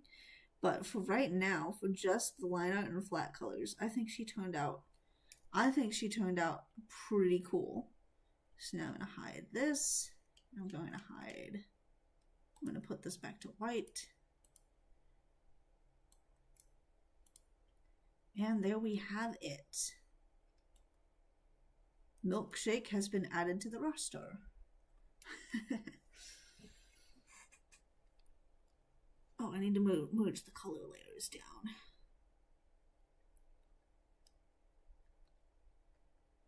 And there we go. So next week I'm probably going to do Butterscotch when I do the next one. Hopefully I'll be better at not taking so much time because this took so long and I didn't mean for it to take this long. But I can't make any promises that it won't. Part of me is like, she's such a small little person, of course it won't take as much time. But then I'm also like, yeah, but perspective-wise, she is just as big. So it's gonna take the same amount of time. But I'm gonna save this, something that I should do regularly throughout the process, but never remember to do. So now, there we have it. Alright, well, it was really nice having you join me here. I've had a lot of fun working on this piece and drawing and chatting with you while I work. So, thanks for hanging out with me and talking to me and answering my questions about when I'm like, is this the right color? I don't know about the right color for this. And weighing in on all that. It was really helpful. So yeah, I will see you. I'll see you around, but I'll definitely be seeing you next week. I'm excited to see how you manage to translate the 80s patterns. Yeah, that's going to be really fun. Um, I've got a bit of a shortcut for that in mind already, but it's probably going to be a little bit different. So we'll have to see how it all turns out. All right. Well, I will see you. I'll see you around, and I'll have a new video posted. I mean, I'll do a new video live stream next week. So thanks for hanging out, and